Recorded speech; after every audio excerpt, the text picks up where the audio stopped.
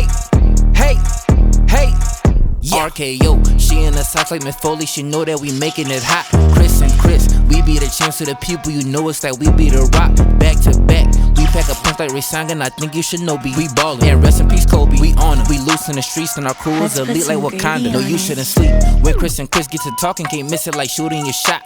We be the mans, we flamin' the spot, we goin' sand, Kamehameha. Into the Christophers, no this is not for the feeble. The coaches, you know that they need us. Like vultures, we feed it. We ballin' like Khan, we feelin' like John because you cannot see us. We up, you can't reach us. Rest in peace Eddie, no lying, no cheating, we just speaking facts. Feelin' like Dent, you know on any dark night we be ready like we is the bet. Far from a joke, like John Wick, we be lethal like Baki, no we never fail. Ready to pop, ready to beat down the culture like Ang, you know we on the trail. Yeah. Ha.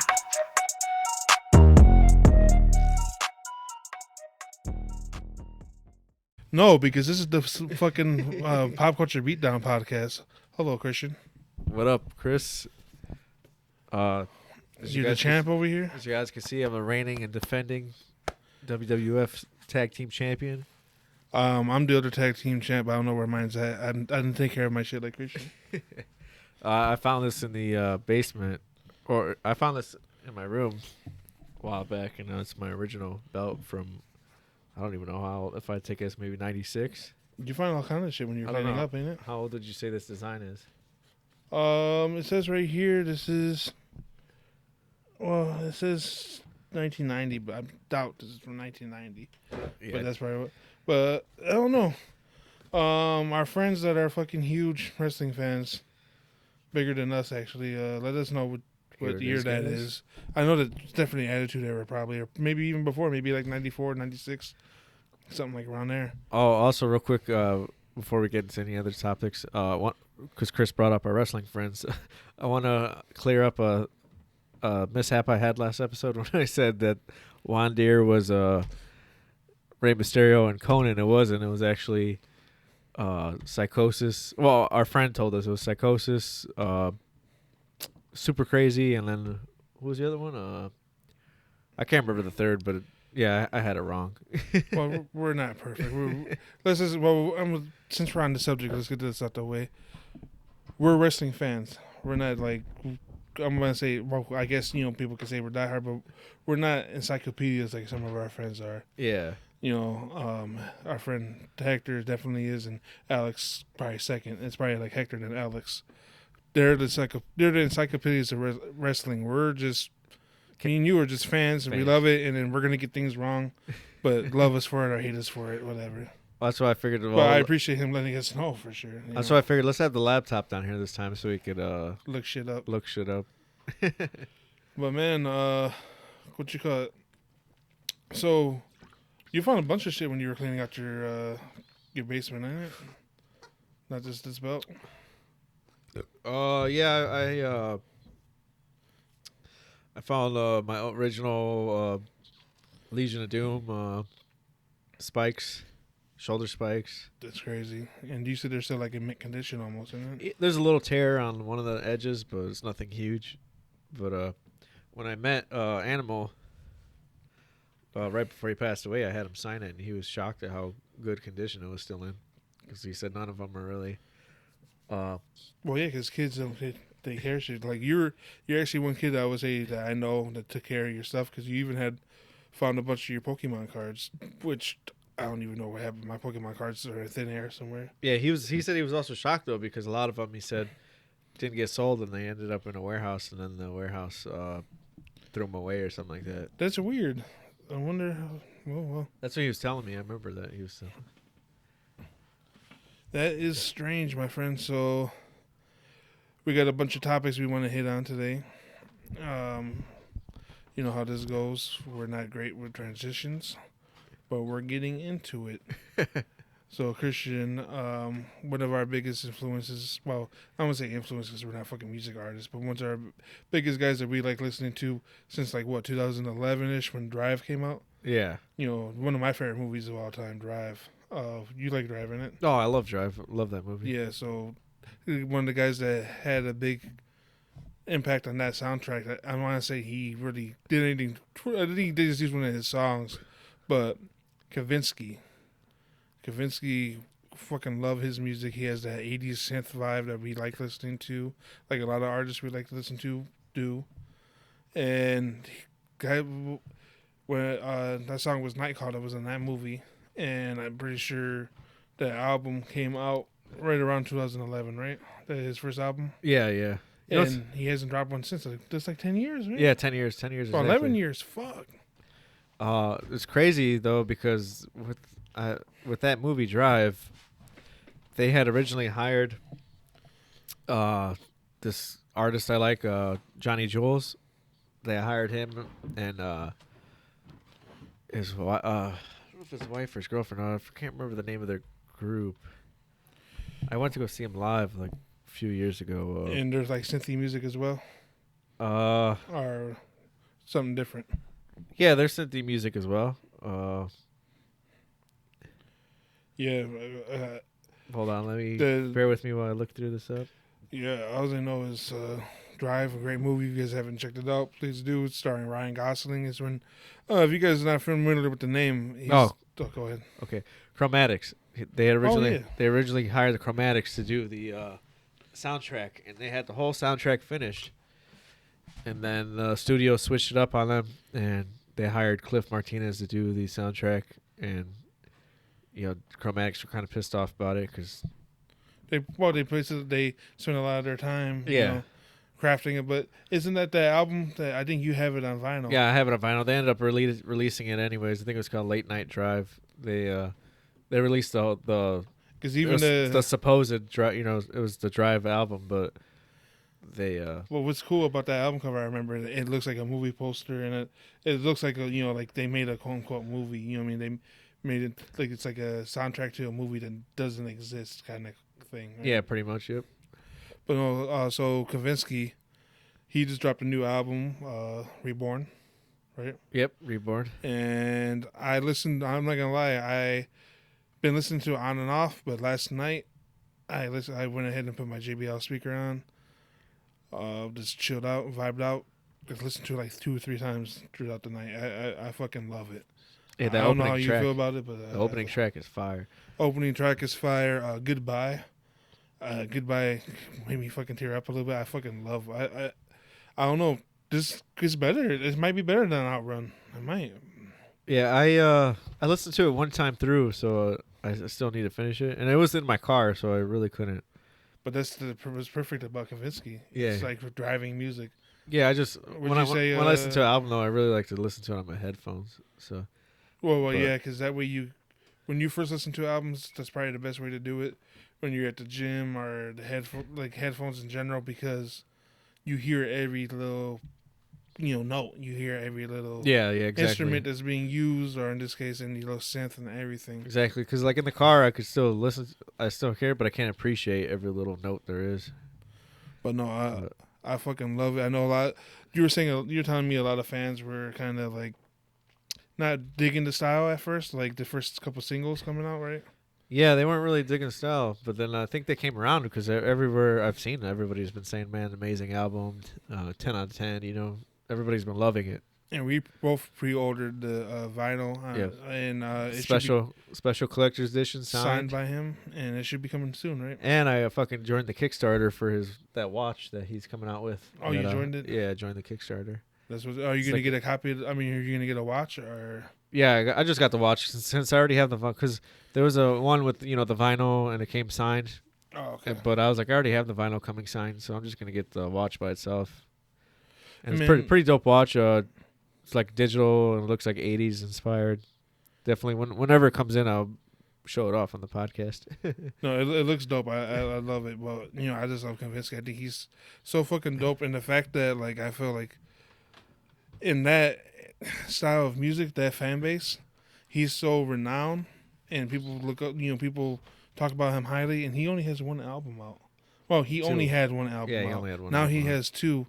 But it just goes to show you put out quality music, people are going to be there for it. Oh yeah, people. And then look at that, like to watch. I'm sure a lot of people joined that Kickstarter, right? Oh man, that Kickstarter, it's like 300% back. It's like so many people backed it up. It's like up to like 300% over the price. So that means that's let's just first of all, I love Kickstarter. Yeah. I think if any of you guys have anybody you support, any kind of artist, any kind of YouTuber, anything like that, if they do something on Kickstarter, even if it's the smallest amount, support them, man. And it's cool to see all the updates they provide you and stuff like that. Like, and it's also cool, like, it's not like you're just giving them your money willy-nilly. yeah. You know what I mean?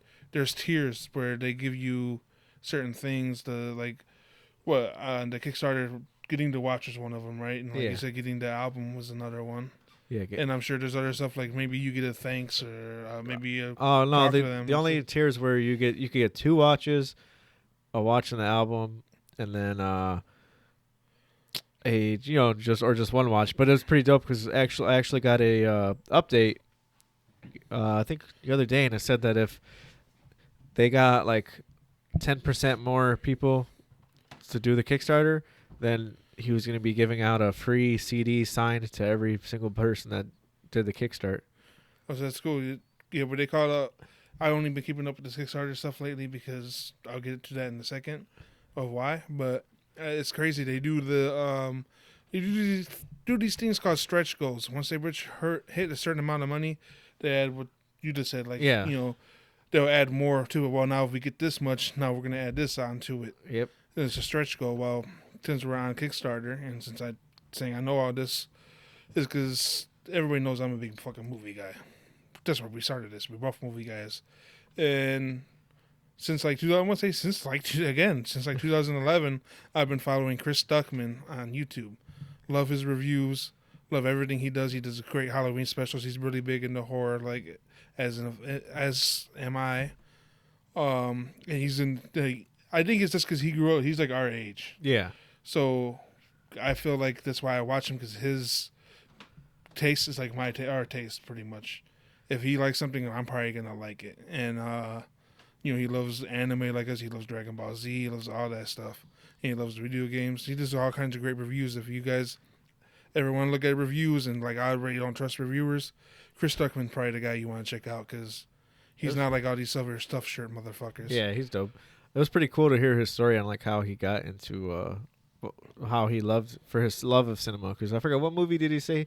2 movies that made him like fall in love with cinema. One for sure I know is Signs. Yeah, one of them was Signs, and then I can forget now. I feel stupid because I was just talking highly of this man. I forgot the other movie, but one's definitely Signs. I know he loves Indiana Jones because he even remade.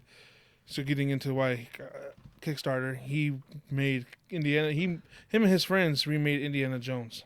It's horrible. He hates it. He says it's all fucking cringy, but he really wanted to get. He always wanted to get into filmmaking ever since that. Watching Signs and all this other stuff growing up, and like I say, he's big into horror. Well, he wants to keep in mind to make his own horror movie. He got greenlit. I don't know what studio exactly. I just know it's like indie stuff. He got greenlit to make a movie, but then the pandemic hit and it kind of crashed everything.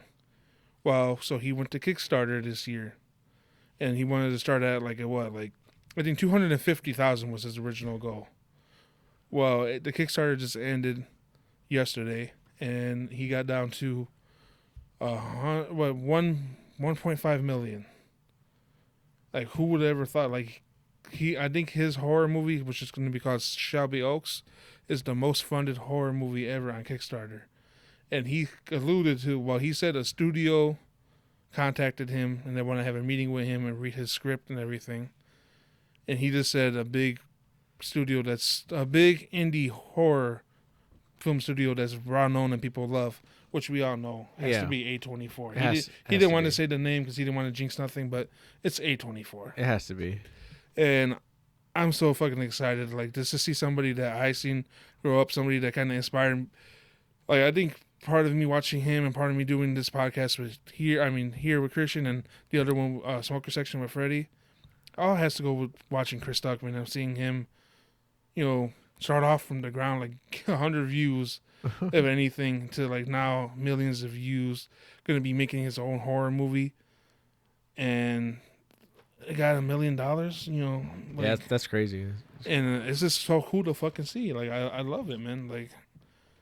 You like him or not, like reviewers or not, I think that's awesome, man. Yeah. You kind of like him too, right, Chris? Oh yeah, I love Chris Tuckman. I like whenever I have it, like whenever I have doubts of a movie, I always watch his reviews, and then I'll be like, okay.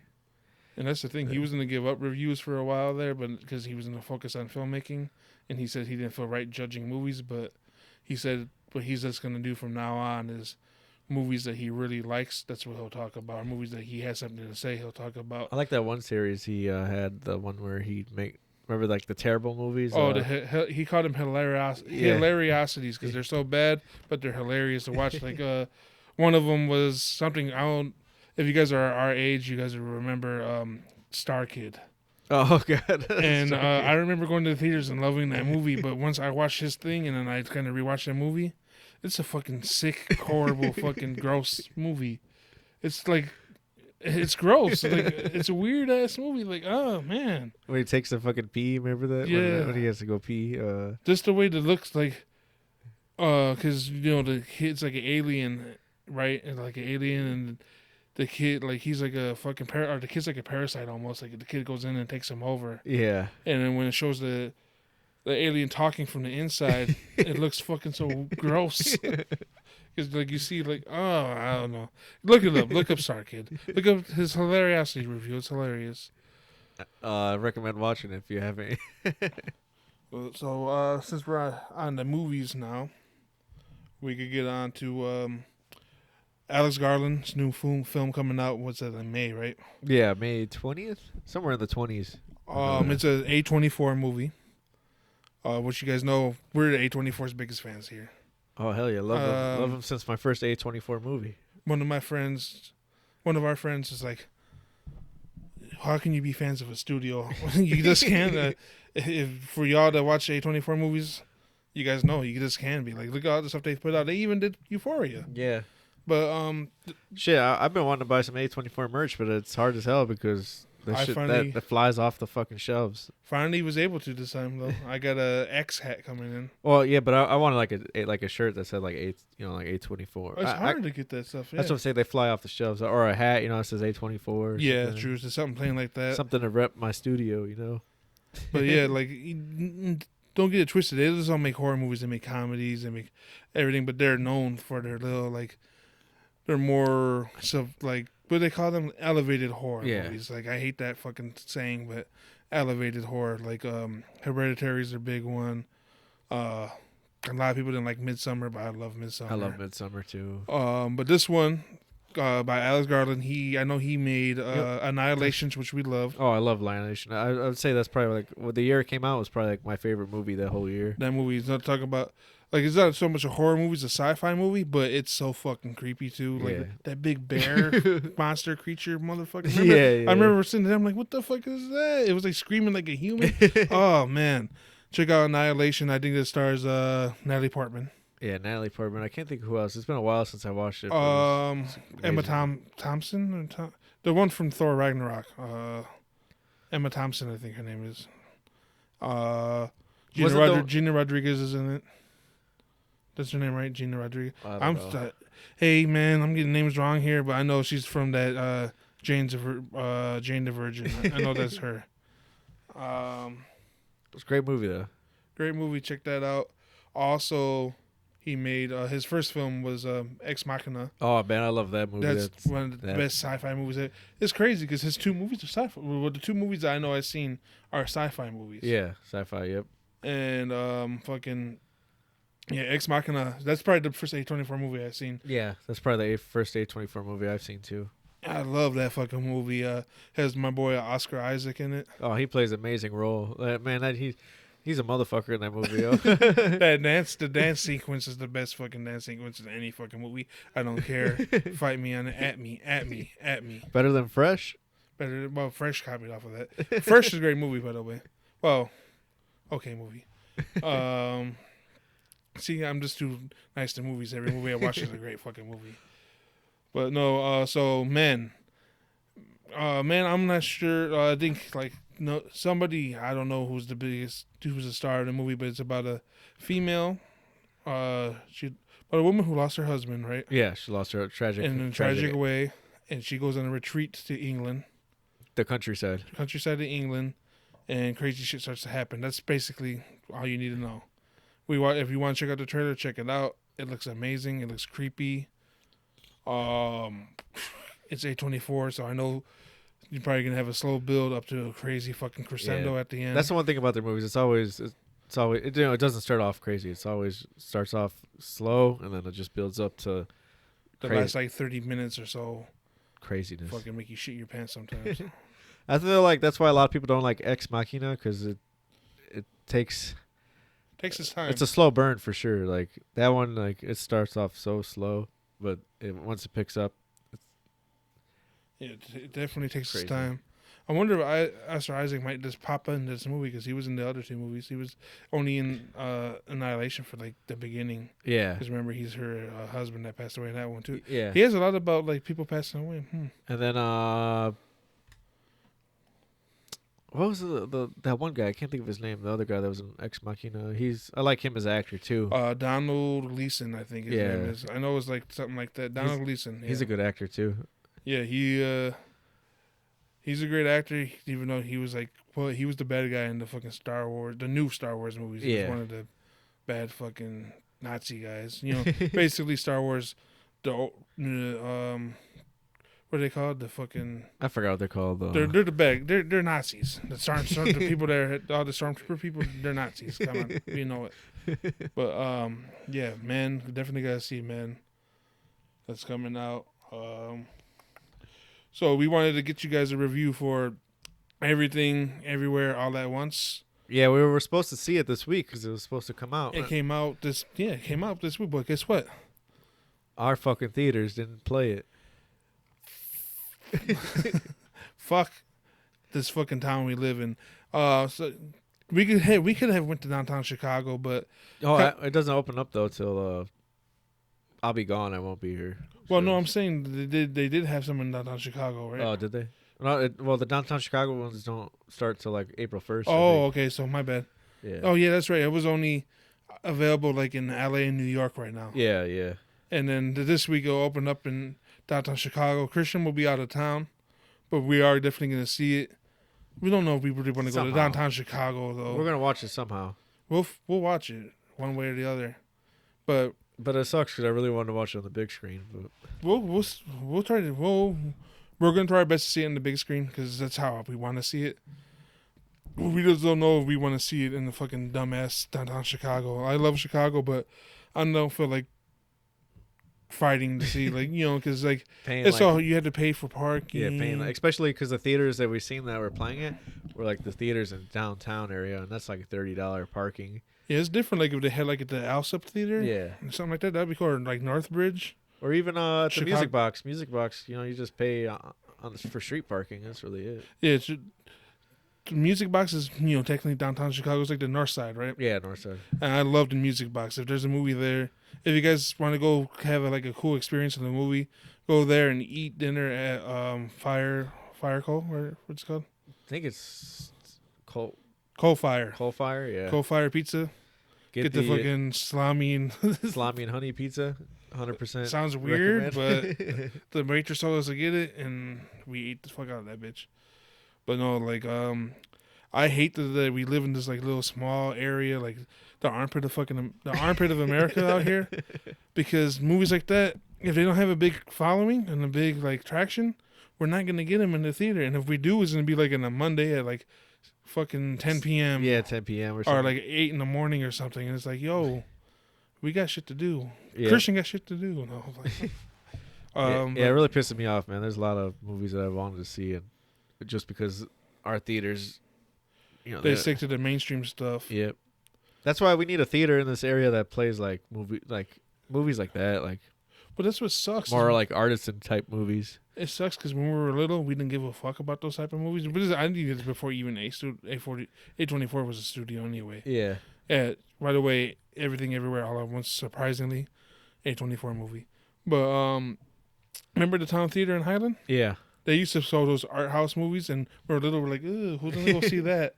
Now those people are like, "Oh, we would have loved to have the fucking Town Theater when we were now." You know what I mean? Yeah. Yep. And that's I'm gonna say it on here.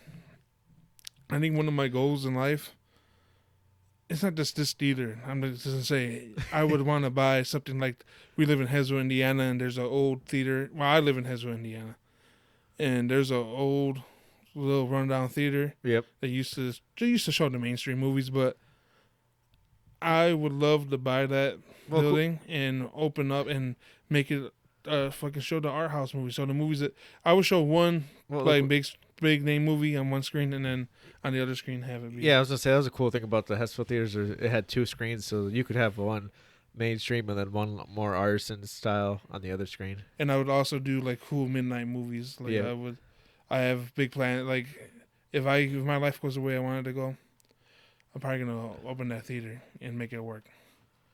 And come support me because I'll be in debt. All right, man. I'm gonna swaggle here. We're gonna go back to music. Oh no, go ahead. Wait, there's one movie I really want to talk about that's coming out because I keep seeing goddamn previews over. Oh yeah, and I'm tired. I'm tired of seeing these goddamn previews, and I hope after April 1st, I was just done hearing about the movie. In general. I hope I never have to see a trailer. I hope. Well, actually, thank God we didn't go to the movies this week because we probably would have seen the trailer again. But it's been like 2 years.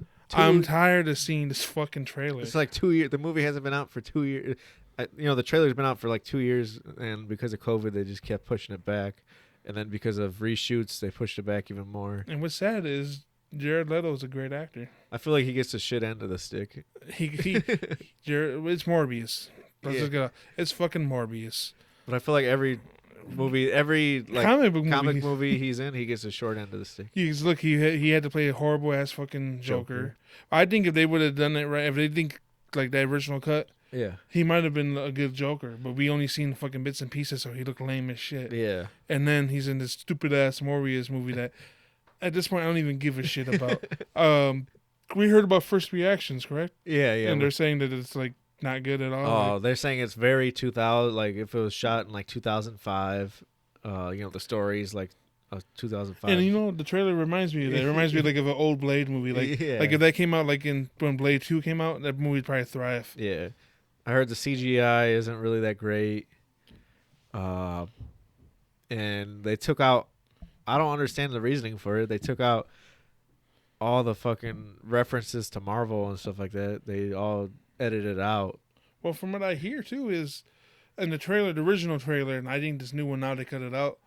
But there's the Vulture from the they cut him out from Homecoming. Movie. Yeah. Well, now he's the end credit scene. So you don't even have to say for the end credit. You know what the end credit scene is. Yeah, Sony knew that this movie is gonna bomb so bad that they just fucking released the end credit scene to everybody. They told you what it is. They told you what it was because they knew that people. Nobody's gonna go see this garbage.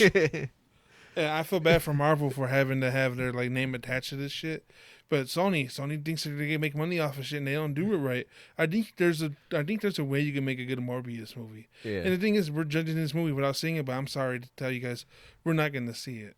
No, I'm not going to see it. The only way I'll see it is if somebody streaming goes on streaming. Not even that. What? If it comes out and it's like fucking, I'll give this promise to everybody. If the movie comes out and it has 80% or higher, that rating has to last for a week or two. Yeah. 2 weeks. If that rating lasts for 2 weeks, 80% or higher, I'll go watch the movie. So I'll gladly go watch the movie. So you're telling me though, if it's on HBO Max or if it goes on to Hulu or Netflix, or whatever, you're not going to watch it for free? No. No, because I have too much other shit to watch. If people are telling me it's good, man, Chris, you'll like it, fine. Because I like the first Venom movie. Yeah. And it seems like another Venom, but it's the same studio and everything. Sony. Yeah, but I heard it was worse than Venom. But no, the first one was okay, but it wasn't Venom. I don't care. Those Venom movies aren't Venom to me. I just go in there and think of like, oh, it's called Parasite. Yeah, I'm gonna call this movie Parasite. But Venom 2 is horrible, horseshit, garbage, and that's what this is probably gonna be like that. Yeah, I don't know, man. Sony, they need to. I remember. Speaking of being tired of that fucking trailer, when we saw X this last week, you said you were gonna throw your fucking popcorn bucket, and you literally almost did when the trailer fucking came on. Yeah, man, I was just tired of seeing his dumb vampire face, bro. Just tired of it, man. Just tired of seeing the dumb, terrible CGI. The fucking that fucking song that they keep playing in the background. They're ruining the fucking Doors song for me, bro. The fucking Strange. Life Strange. Yeah, people are strange or whatever. Yeah. I don't know, man. I don't want to hear that song no more. Morbius. Sony. They just need to give up all their Marvel characters and just give them back to Marvel and let them do good shit with it. So yeah, man, fucking. And so you were saying what the people were saying that movie feels like 2005. Yeah, very 2005ish. Where were movies coming out lately that feel like that? Because fucking it felt like that too. Well, I didn't see the movie. We haven't seen it yet, but if it comes on streaming, I'll watch it. No, but I'm saying the other one. Before we get into this one, that one with fucking Jennifer Lopez. I tried to watch it. My good friend, you know who you are, told me it was good. I tried to. I couldn't do it. I haven't watched it all. But that seemed like another 2000. Nothing against that, because Chris Tuckman's another one. He said he liked it. He liked it a lot. Yeah. Because he said it was like a 2003 rom-com flashback. But what's with that going on? Because that Marry Me with Jennifer Lopez, Owen Wilson's like that. Now this Morbius, and then what's this other one that's out now? Now we have Lost City that just came out this weekend, and we haven't watched it, but if that goes on streaming, I'll watch that one. Yeah, if it comes on streaming, I'll watch it. But I'm not gonna pay to go watch it in the theaters. But you know, to me, they fucked up with that movie. What? And this by seeing the trailers, they fucked up in my eyes. Because imagine 2000.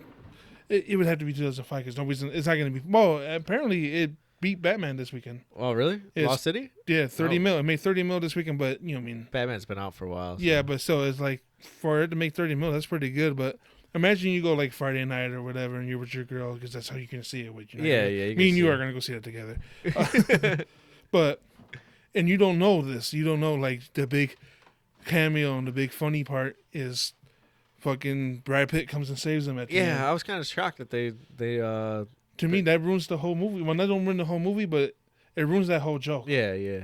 Because that's something that you shouldn't go in knowing. Because now they put that in the trailer to sell you the tickets. They put that in the trailer to sell you the tickets to see the movie because they know people are going to pay to go see Brad Pitt. But to me, you hold that because that's the cameo, that's the funny, that's the money shot, that's the money, that's the funny part. To me, that'll get people talking. You know, like people go see it and they're like, oh my man, God. You got to go see who's in that movie. You got to go see that funny. There's a funny ass part with a big actor. Yeah. That's what I would tell people. Like, there's a fun.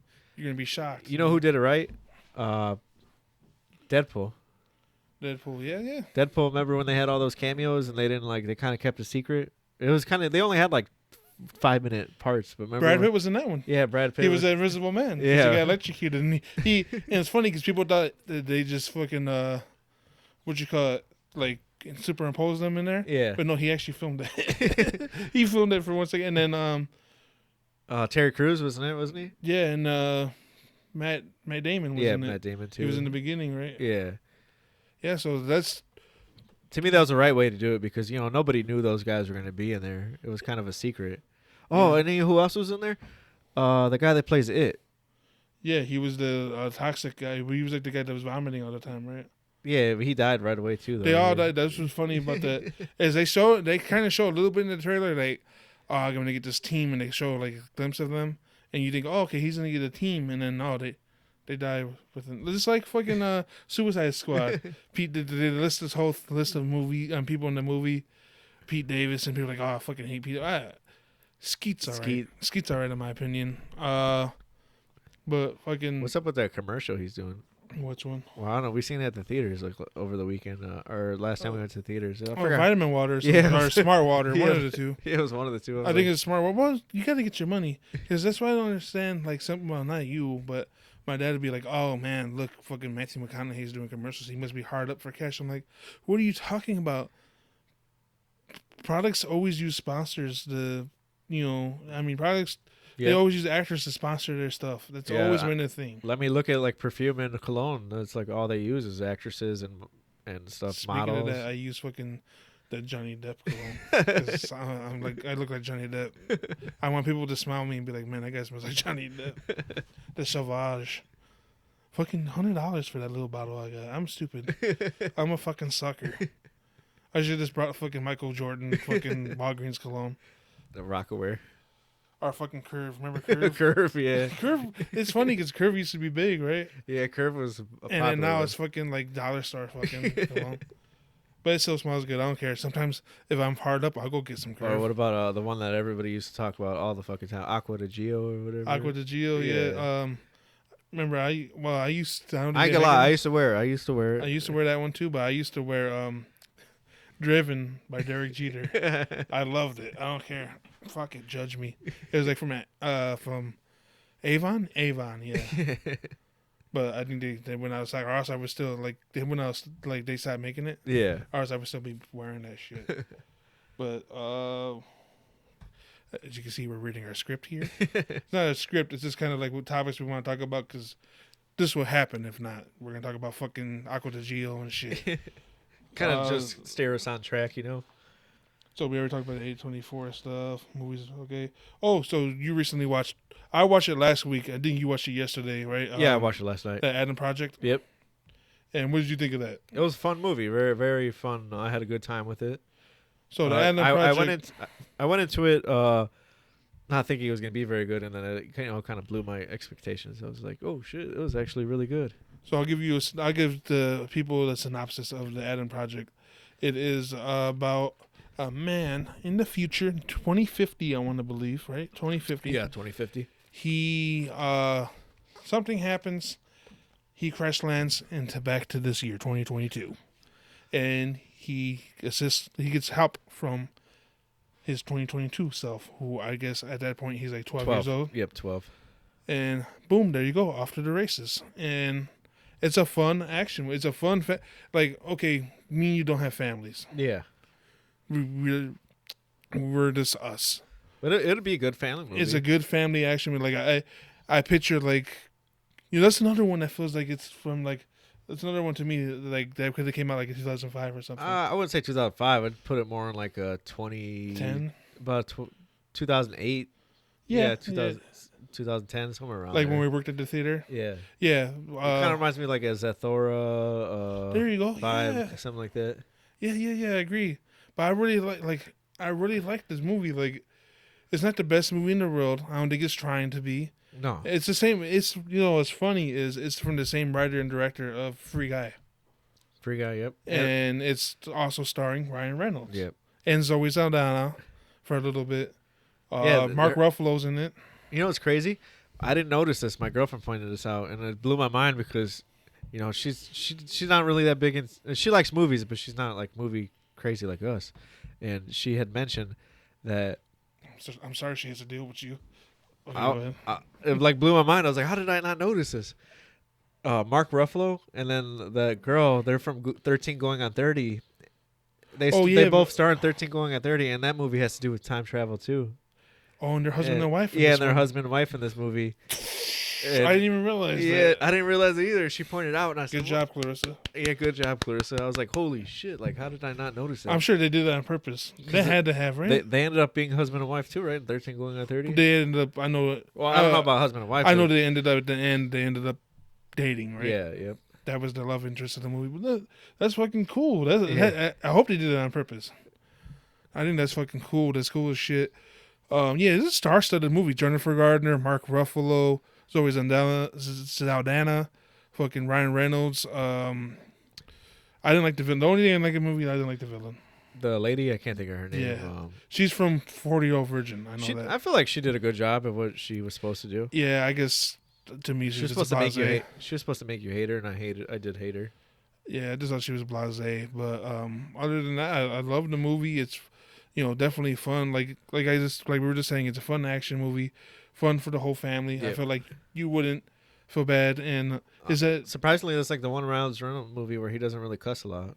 I don't think there's any cuss words in it. Is there? Probably a little bit, but I think very little. Yeah, very little. But it's funny is that his fucking son? Because that kid acted just like him. I know. Yeah, that kid was great. Yeah, that kid. He did a good ass job. If it was his first movie, then I hope I see him. He had to hang out with I think that he hung out with Ryan Reynolds for like a whole month or something because he got everything down. It was perfect to see them play off each other. Yeah, yep.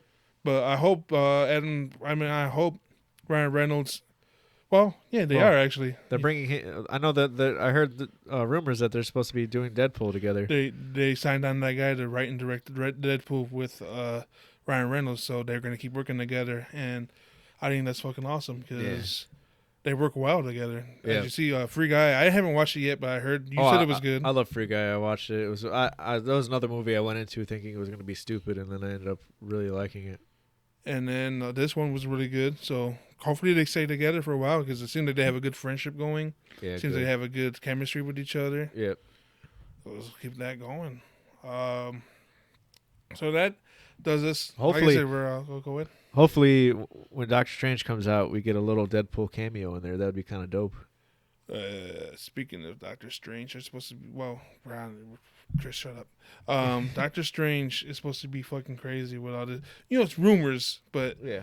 because originally they wanted Tom Cruise to play Iron Man. Yeah. Apparently his Iron Man's going to be in the movie. Yeah, I heard. Apparently, that's all rumors, but apparently his Iron Man is supposed to be in they're there. going to bring back the Spider-Man again, which I don't think they should do. That's just my opinion. And then supposedly Dr. Xavier is going to be in there. Well, his voice is heard in the trailer. I think he actually confirmed he's going to be in the movie. Yeah. I'm pretty sure. I heard a rumor that Nicolas Cage is supposed to be in there as Ghost Rider. I don't know how true that is. That'd be kind of dope. But Nicolas Cage, man, I can't wait to see his movie. I forget. It's another movie with a long name, so don't judge me. It's like something about weight, talent, or something. You know what's funny is that it looks like it could be an A24 movie, doesn't it? That one coming up? Yeah. It might be. It looks like it could be. You never know, but that's one. It's funny because I sent Christian the poster and I was like, "We got to go see this," and then he goes, "Yeah, they fucking play it around here." But apparently, it's going to be one of his first movies that I think I've seen in theaters in forever. He's been doing all this straight to DVR movies. Yeah, I and think shit. last Nicolas Cage movie I seen in theaters was when we went to go see Ghost Rider 2, and that movie was just like. I'd have to see what came out first. That what was it called? Something Bangkok, where he was like in fucking Thailand, and he was like a fucking hitman and shit. But Ghost Rider 2, that movie, I don't even know what to say about that. That's a hilariosity to me. That movie's so bad, it's hilarious. I remember laughing the whole time. Yeah. And we should have realized it was gonna be bad because other movies we love, but they're horrible movies to Crank. people. It's Crank 1 and 2. It's the same guys that made that. So what did we expect? But I think we knew that's why we wanted to see it, right? Yeah. That's why we wanted to see it. But yeah, man. So speaking of Marvel, what do you think of that new Moon Knight movie coming out? that was fucking Or smooth. not movie, but new Moon Knight TV show. That's what I meant. Sorry. That was super smooth, Christian. I'm gonna call you the smooth child. I don't know what the fuck. Moon Knight. I don't know much about Moon Knight. I know that I'm looking forward to watch the show because I like Oscar Isaac, Yeah. and it looks pretty dope. And Ethan Hawke's the bad guy in it. Yeah. And I fucking love Ethan Hawke. Good cast going for sure. Strong cast. Um, He looks dope from the commercials. I don't know much about new Moon Knight either. He supposedly, from what I heard, he's like the Marvel's version of Batman. but the thing is, what's crazy is he's psychotic. He has what's that called? When you talk to schizophrenia. Yeah, schizophrenia. And then also not the schizophrenia. He also has. I don't want to call it. What's it called? Dissociative disorder, where you have multiple personalities. Yeah. He has that. So, like, he don't know, like, the original him don't know that he's Moon Knight Oh, okay. because he has that dissociative identity disorder. There Yeah. you go, DID. Yeah, from like what I've read, like the best description is people just saying it's the Marvel's version of I think he was actually created to like go be competition for Batman. Yeah, I'm pretty sure that's what it was, and it just got like. Apparently, his stuff could be really dark, so I'm curious to see what they do on because it's gonna be a Disney Plus, and you know that they try to pertain more to children fare. I like what they've done. I don't know if you really watch many of the Marvel shows on there. No, I don't really have Disney Plus, so I don't really keep up with the Marvel. Well, I can give you my info, fucker. I love the Loki show. Like I pretty much love them all. Only one that I could kind of live without is hate to say it, but the Captain America Winter Soldier. Well, that's a spoiler. It's the Falcon Winter Soldier. How do you feel about this new alligator Loki spinoff coming out? If that's real, Yeah. they're milking shit. But what do you expect? Because they milked the fuck out of Star Wars. They're even coming with the fucking Obi-Wan Kenobi Yeah, the fucking Obi-Wan show. Kenobi series. They're this milk shit, but nothing you could do because I'm gonna keep watching it. So why am I bitching? But what you call it? I love Loki.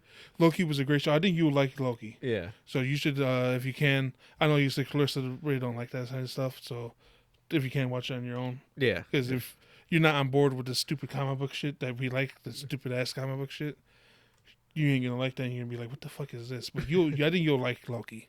And what's quite cool about those shows is they're no longer than 45-minute episodes. Yeah, yeah. And 45-minute episodes means like 14 minutes worth of fucking credits. Because you know how. Yeah, and plus the beginning, you know, like opening Yeah. sequence or whatever. So, Loki was great. I thought WandaVision was great. I don't know if you watched WandaVision. No, I didn't watch WandaVision. The Captain America Winter Soldier one was okay. Hawkeye was really good. They brought back Vincent D'Onofrio, the guy who played Kingpin Yeah. from the Daredevil TV show. Yeah. He's back in that.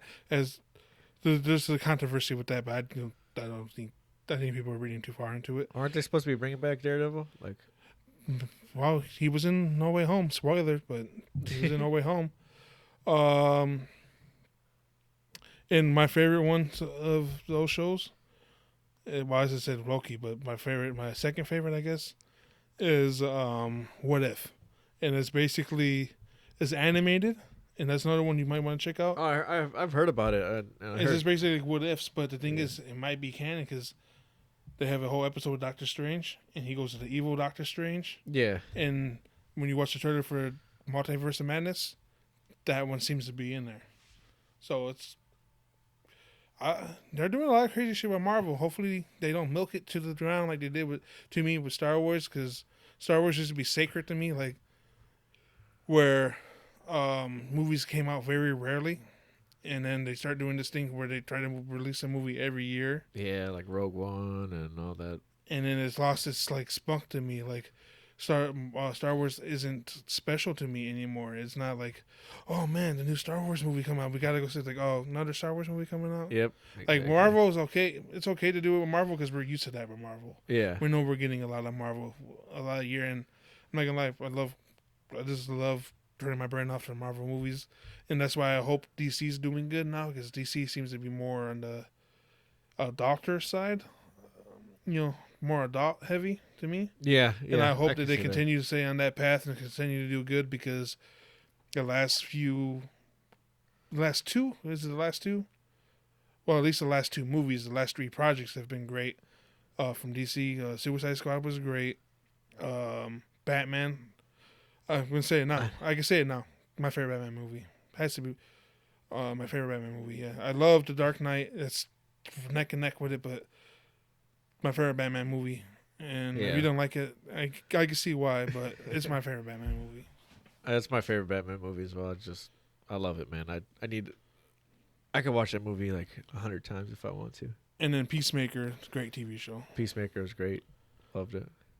Oh yeah. Speaking of Peacemaker, isn't there supposed to be a new season coming out, or are they working on a new season? Did they announce it or something? I think they did announce it, right? Yeah.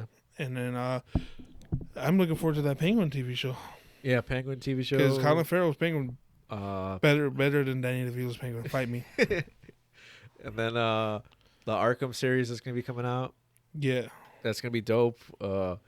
They released that deleted scene with Barry Keoghan as the Joker. Oh man, did you watch it? Yeah, I watched it. I watched it like 5 times. I watched it like 5 or 10 times too. Yeah. I can't, man. I think he'd be a great fucking Joker. He's got the laugh down for sure. The laugh is for sure there. He looks. I've seen a lot of people talking crap, but I don't know. To me, okay. First of all, it's only 5 minutes. That's what I was saying. Like, it's only 5 minute scene. You can't base the character off of just 5 minutes. But you could get kind of I guess if that's not what you want to see, but I like what they're going with it, because it's gonna be a real psychotic ass motherfucker. Yeah.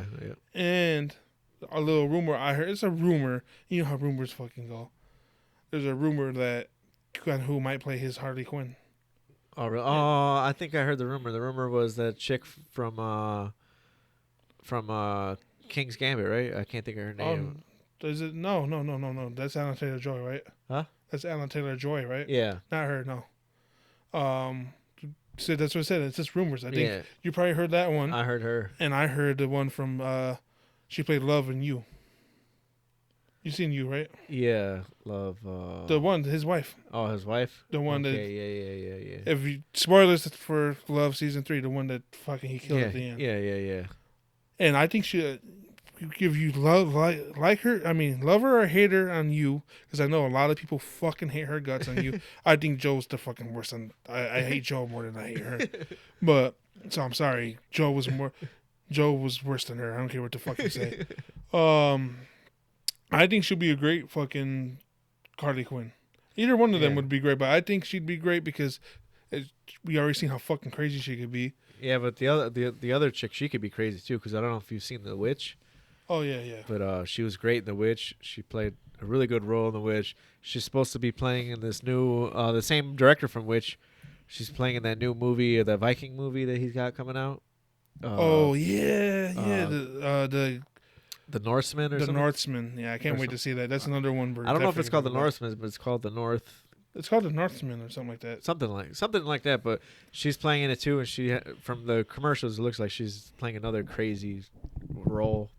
Her best role was in New Mutants.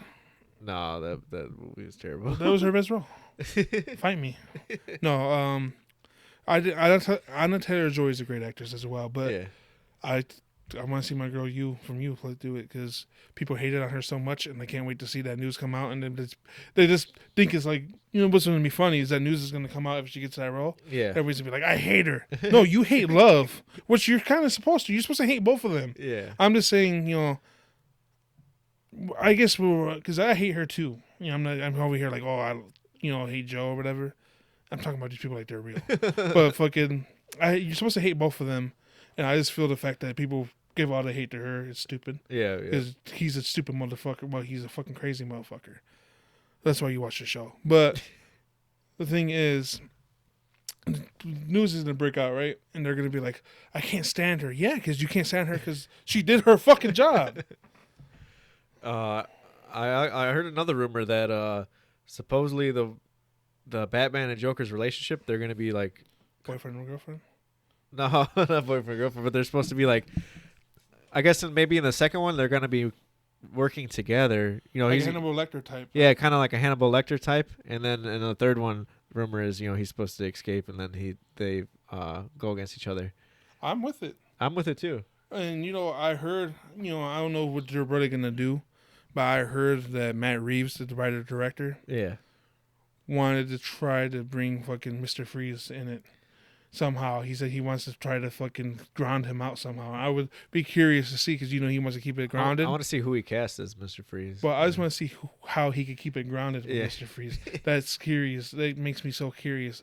Like, how do you do that? Because Mr. Freeze is such a crazy ass character. Now, are they gonna do Bane too? I wonder. Well, they teased Bane. Spoilers for the Batman. It's been 3 weeks. If you didn't see it, that's on you. Just get your ass to the theater and see it. What the fuck? Oh, you're talking about the thing he injects himself with? Yeah, people would just think it's adrenaline, but it was green like the venom that Bane uses, correct? Yeah, and then when Bane uses that venom, he gets in the same mindset that Batman was in. Where Batman just was pure fucking violent. Yeah, pure evil. Catwoman pulled him off, old dude. Yep.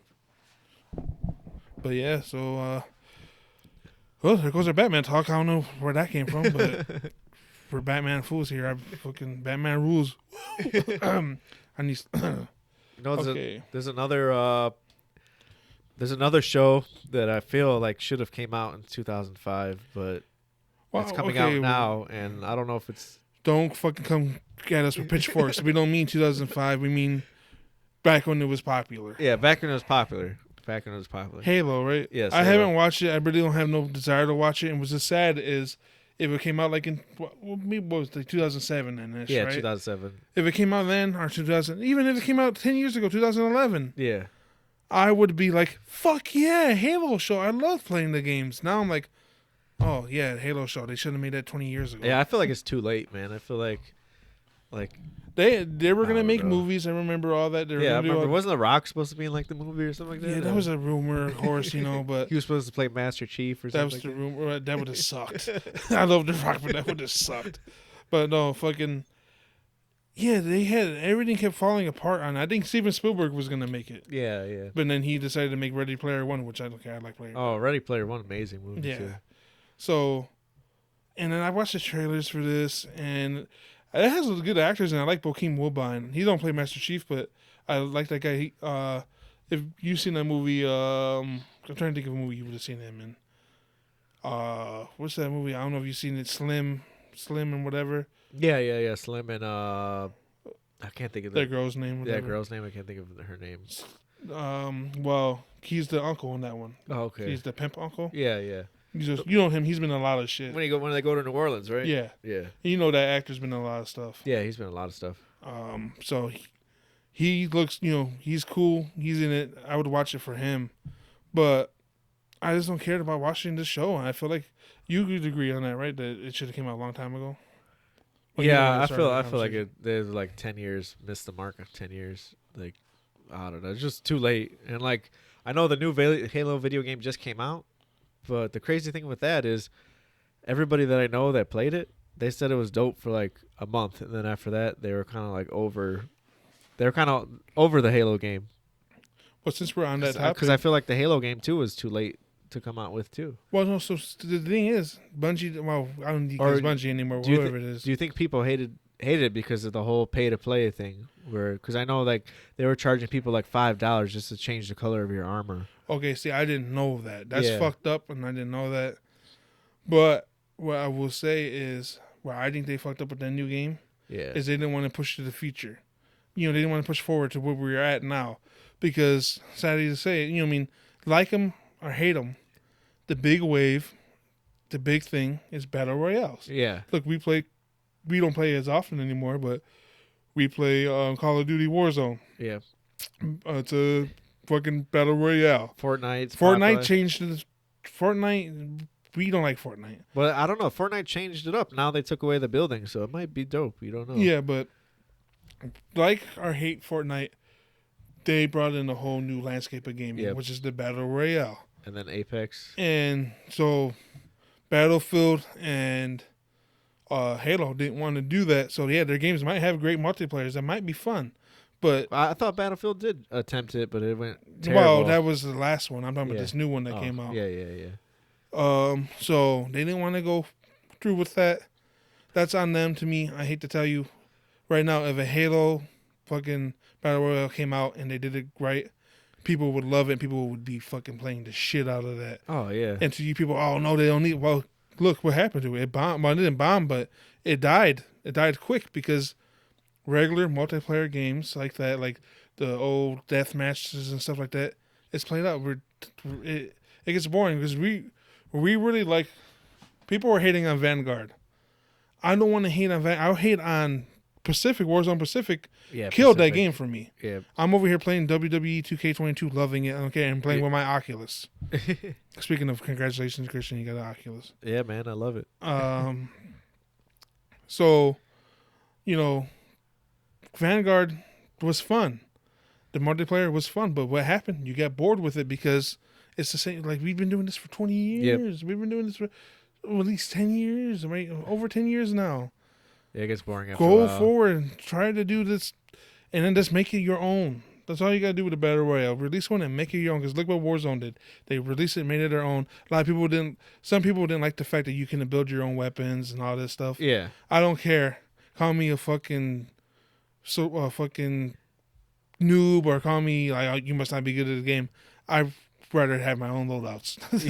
I'm sorry. I get too nervous having to build my weapon and then it being all jacked up because I couldn't get the right parts. No, I rather, call me lame, call me whatever. I rather just pick up a gun and have attachments on it. Sorry, but it was fun. But they ruined it with Pacific. Sorry, that map sucks. That game sucks. I fucking hate it. It's buggy as shit. They had no excuse. I'm sorry I dumped my money into that game. I'd rather play Elden Ring and cry in a corner than play Pacific. Oh yeah, and people trying to fucking make us feel bad for not liking Elden Ring. No, fucker, that wasn't for us. It's all. Damn, like, I'm just saying, people on like TikTok. I don't know if you see on TikTok. Yeah. People will be like, hard for who? Hard for me. Hard for me. Yeah, I couldn't get mine returned, so I still play it, and I want to fucking throw the controller every time I play it. Because the online was At one point, I got so mad I fucking uninstalled it off my PlayStation. You did? Yeah, but then I ended up reinstalling it because I was like, I'm sorry you couldn't get your money back. Shout out to J-Lo for helping me get my money back. Shout out to whoever talked to you in the PlayStation store. I really don't have a wife and kids. I lied to you. Thank you for giving my money back. That's how I brought 2K. And then you know who else did it really good was Apex. Apex did their own thing too. Yeah, Apex was fun when I played it before Warzone came out. I can't get into it now because I feel like it advanced too much on me. Yeah. And it could be a little too slow at times, but it's a fun game. They did a good job. You know, like I said, They have their own fan base. there's so many other ones too. Like there's a cool one that's like all magic, like magic wands and shit. Yeah. There's that new game I want to check out. It's like something's Wonderland or something like that. I don't know. I'll show you in Wonderland. I'll have to show you it when we get off, but it looks pretty dope. Yeah, man. So this week, I think last week I was telling you to check out that Barry TV show. Yeah, yep. That's my boy Bill Hader. I think he's funny. I like Bill Hader. I think he's one of the I love Bill Hader. probably like my top 5 actors right now. Yeah. And he's been on so much shit. If you guys don't know him by name, he was you guys will know Seth Rogen. He was in Superbad with Seth Rogen. He was the other cop. He was not Seth, he was his partner, Seth Rogen's cop partner. He was in so much other stuff too. I think he's in a lot of Pixar movies. Yeah. He's like almost Saturday in Night everyone. Live, right? Saturday Night Live. He's from Saturday Night Live. So much shit. But Bill Hader's on TV show. It's been out for 2 seasons now. Barry. I only watched season 1 so far, so. Yeah, so I won't spoil shit, of Yeah. course. But season 1 of Barry, season 3 of Barry is coming out soon. I think next month, actually. Yep. In April. And as we just want to tell you guys, be on the lookout for that. Since you're more fresh on Barry, you can explain the main plot of the show. So the main plot is he is an ex-Marine. He was in the military, and he got out of war, and he didn't know what to do with his life. He had no direction, and was his father's friend, isn't it? Yeah, it was like his father's friend. A family friend took him under his wing, and he told him that use your abilities to become an assassin. So he became an assassin. And he takes mercenary. He's like a mercenary. He takes jobs on the side. Yeah, he's a mercenary. Kills people for hire, and then he gets a job from the Chechens. He has to go all the way to California. My favorite character. Yeah, My favorite character. I love the fucking Chechens. So he goes to the California to meet up with them, and they want him to kill this guy, and he stumbles up the guy. He's following him around, and then he goes to kill him, and he stumbles upon acting. Well, yeah, because he acting tries class. he tries to get closer to his target. Yeah, he tries to get closer to his target, and the target's attending acting class, and he walks in, and somehow he gets roped up into performing a scene, and then he falls in love with acting, and pretty much he wants to give up being an assassin to become an actor. It's fucking hilarious show. Great fucking show. If you guys have a chance, check it out. They're only like half-hour episodes, I think. Yeah. Really good.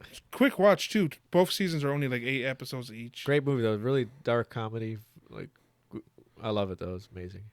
You guys know there's a lot of actors to name off. You know what I mean? They're coming in and out. I think Henry Winkler, the guy who plays Fonzie. Yeah. If you guys, our generation know him as the dad from Click that made you cry when he died. I fucking cried. Oh, I cried my eyes out, man. Click, man. One of the most heartbreaking comedy movies I've ever seen in my life. And I can't believe one of our friends said that they don't like that movie. It fucking blows my mind. I can't remember who it was. Was it J-Lo? Or was it... It was either J-Lo or Alex. Yeah, one of those two. Yeah, man. Fucking Barry's great. The Chechen, the guy, I forgot his name, but he's fucking hilarious. Yeah, the ball-headed one? Yes. Yeah. I fucking love him. Yeah, he's funny. Even the other guy, too, the little bit more heavy-set one. He's pretty funny, too. But, yeah, they're pretty... It's like they play like those Clueless, like I don't know, the way they play. Oh man, that guy. It's funny because he got so lucky to be in that show because he would have not thrived in anything else because he's such a specific person. Like, Yeah. Have you seen him in anything else or? so I said I didn't like this movie, Yeah. but it's the Bill. I love the first two Bill and Ted movies, but Bill and Ted Face the Music. Yeah. He's the funniest part in the movie. He plays a killer robot in that movie. Oh, he's a killer robot. Yeah. Well, I didn't know that. Hey, I like that movie. It was funny. It wasn't the best movie in the world, but I had fun with it. I thought it was pretty funny. It was just weird to me. I don't know. It just felt so weird. It But a felt lot of rushed. it- It felt rushed for sure. But I see a lot of Bill and Ted fans love it. So, Yeah. like I said, maybe I'm just not as big as a Bill and Ted fan as I thought I was. I just like the I love the first one. The second one's kind of weird to me too. So, I think have you ever seen Bill and Ted? Yeah. If you liked it a lot, you like that one. Hey, But- next episode, I got to rock my Wild Stallions. I got them. oh yeah, The Adidas. lucky ass. I should have got them. I was being stupid. But speaking of new seasons of TV shows, another show that we both like a lot, we both love, Snowpiercer. Yeah, Snowpiercer. I love that show. Go ahead, give us a plot for that the main plot for that show. Well, the crazy thing about Snowpiercer was I've never watched the movie. It's based off a movie by one of the best directors out. Well, by a guy that made one of the best movies out there, Parasite. And I'm kind of shocked I didn't watch the movie because I love him as a director. But I've never watched the movie, but I went into the TV show because a lot of people were saying, "Oh man, it's so good, so good," and the first season. So I was like, let me check this out. So me and Clarissa, we watched it, and I was like, "Holy shit, I love the show. It's so good. Like the story." Like yeah, And, because definitely not knowing it's based off of that movie, or kind of a remake because it kind of remake. Yeah, the crazy thing is you don't have to watch the movie to understand the TV show because they kind of start from scratch. I would say it's basically it's like they take the main plot of the movie and expand it into the TV show, which is great because they do a little different stuff to it. I want to say it's not so much just that, but it's basically they take the premise of the movie and make it into a TV show. yeah. The premise being that it's the future. The future and the world is like freezing over. It's so cold that like no life can live. It's like another ice age. Yeah, another ice age. Nobody can live outside. So these people, they build a train that The Affluent. can go forever, and keep everybody alive until the ice age As ends. long as it's going by a certain speed, Yeah. it won't freeze over because traction and heat and everything. And then the train never dies because the speed, the batteries, or I don't know what it is, what it runs on. I can't remember, but the train just can go on forever as long as it runs at the same speed that it's mandatory. And the plot of the movies or the plot of the TV shows, they just have to live out their life on the train and kind of hope that this ice age goes over so they can restart a new society. But the thing is like the affluent. It was made just for the affluent. Yeah. It was made only for the affluent, the rich. But what happens right when they're getting ready to start Then it? you have your middle class too. You forgot. There's the middle class. That's right. Because the middle class were the workers. They're like the people that ran the restaurants or that club that's in there, and True. the little I forgot what else they have in there. Like pretty much the workers. Basically, the front of the train is the affluent. Yeah. As you go down, you get more middle class, and then more of your workers, and then at the end, at the fucking caboose of the train.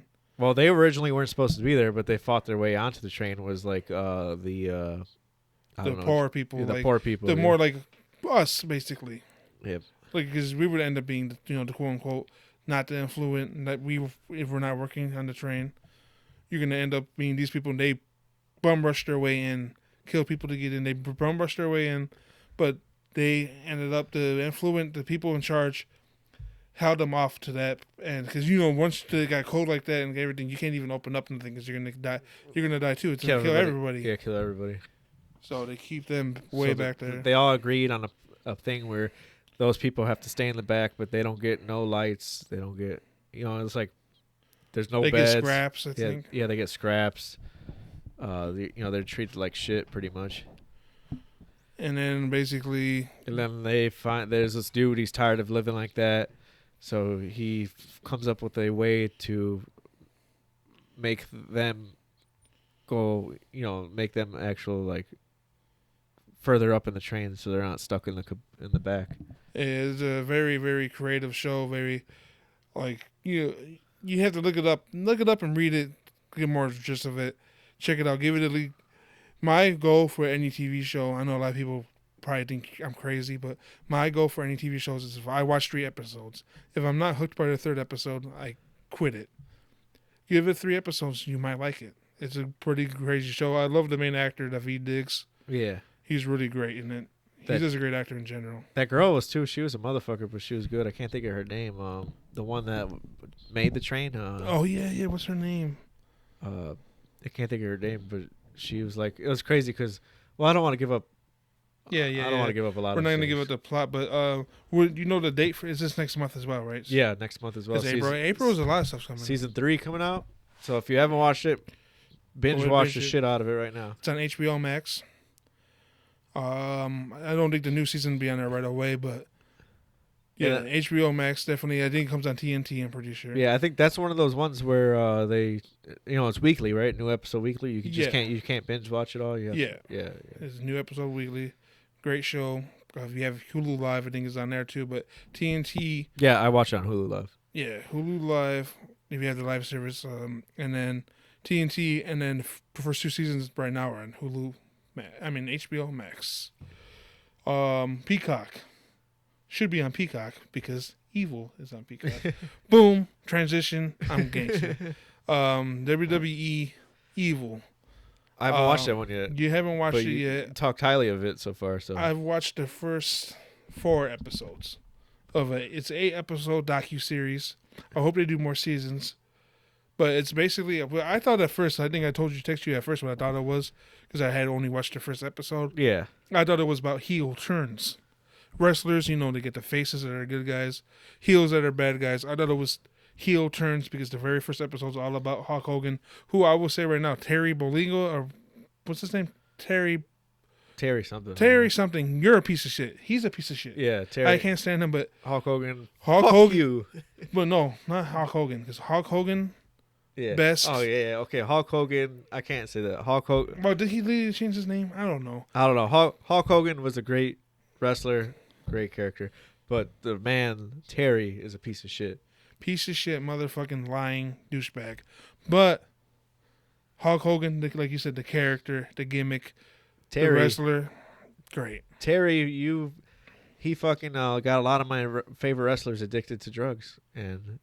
I don't know if you knew that, but he was. Remember, because the Dark Side of the Ring, they talk about that. They say that he was hot-shotting them, right? Yeah, he was the one that was supplying them with all the fucking opiates and depressants, and he was like getting them hooked on it. Yeah, and then, all the cocaine and shit like that. Well, okay, well, he was the one that got.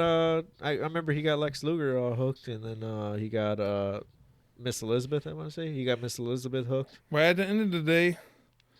They chose to keep doing it, but he introduced them. If he introduced them to that, fuck him. Yeah. But okay, Terry's a piece of shit. Speaking of Hulk Hogan, So what's funny about this is the very first episode is about when Hulk Hogan turns heel when he joins the NWO. Yeah. And that's basically what they shows. When he flipped the whole fucking wrestling world upside down. Yeah. Yeah. And it shows you the whole in and outs. I'm sure if you're wrestling fans, we kind of know the story anyway, but I always like watching this stuff. Yeah. You never get enough of it if you're a wrestling fan. You can't lie. That was probably like one of the biggest heel turns of all time was when Hulk Hogan turned heel. Because nobody expected it. It showed kids crying. They were crying. They were crying tears. Yeah. It was great. And then the second episode is all about The Miz. And, if like... Love or hate The Miz, he's a Hall of Famer now. Hey, man, he does a good ass. He's a good ass wrestler. He can make anybody look good.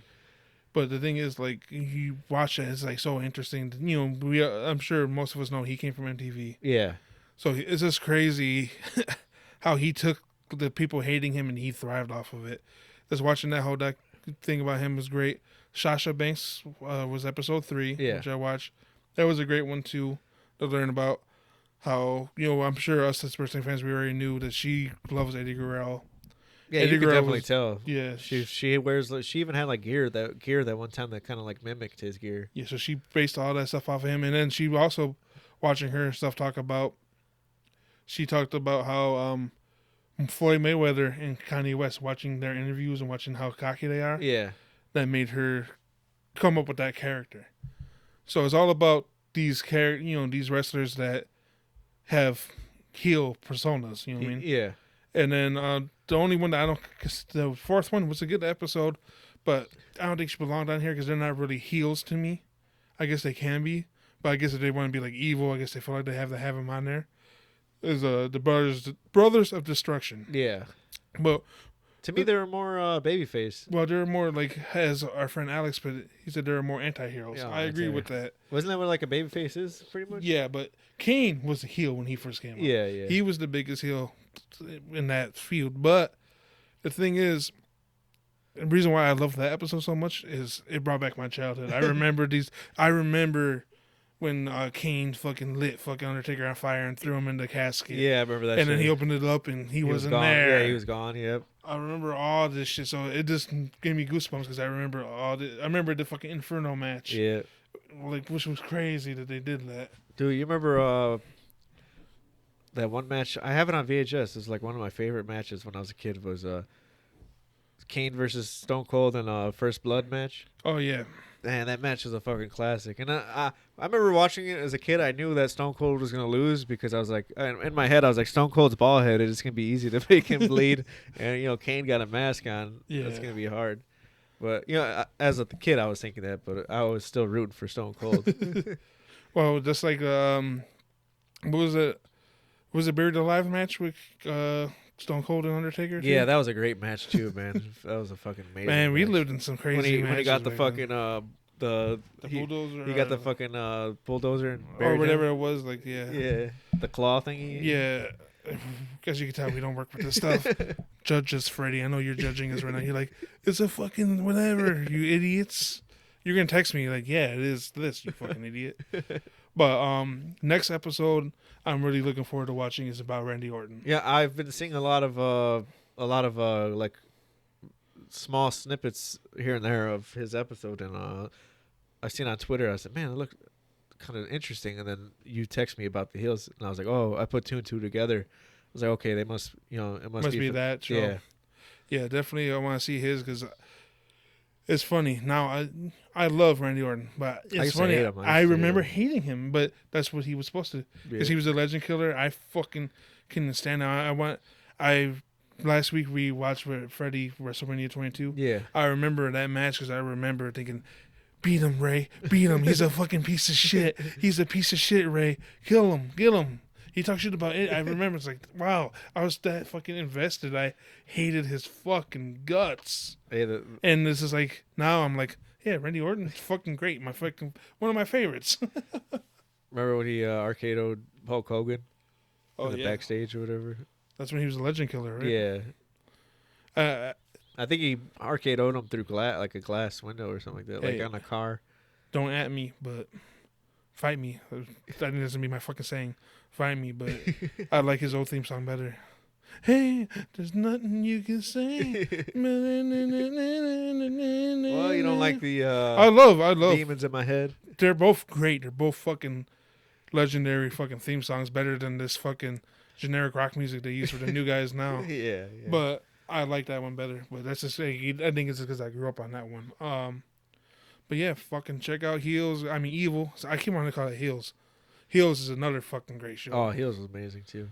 But Evil on Peacock, 8 episodes. Hopefully they add more. Like I said, I watched the first 4 that I talked about. Can't wait to watch the Randy Orton episode. Now we're on wrestling. So I actually ended up watching Raw this week. Yeah, I didn't watch it. There was something that happened Monday, but the crazy thing is it happened in Chicago. So yeah, I didn't even know that till I put it on because I had a long day Monday and I didn't feel like playing the game. I didn't feel like doing anything, so I was like, I'm gonna watch wrestling. Fuck it.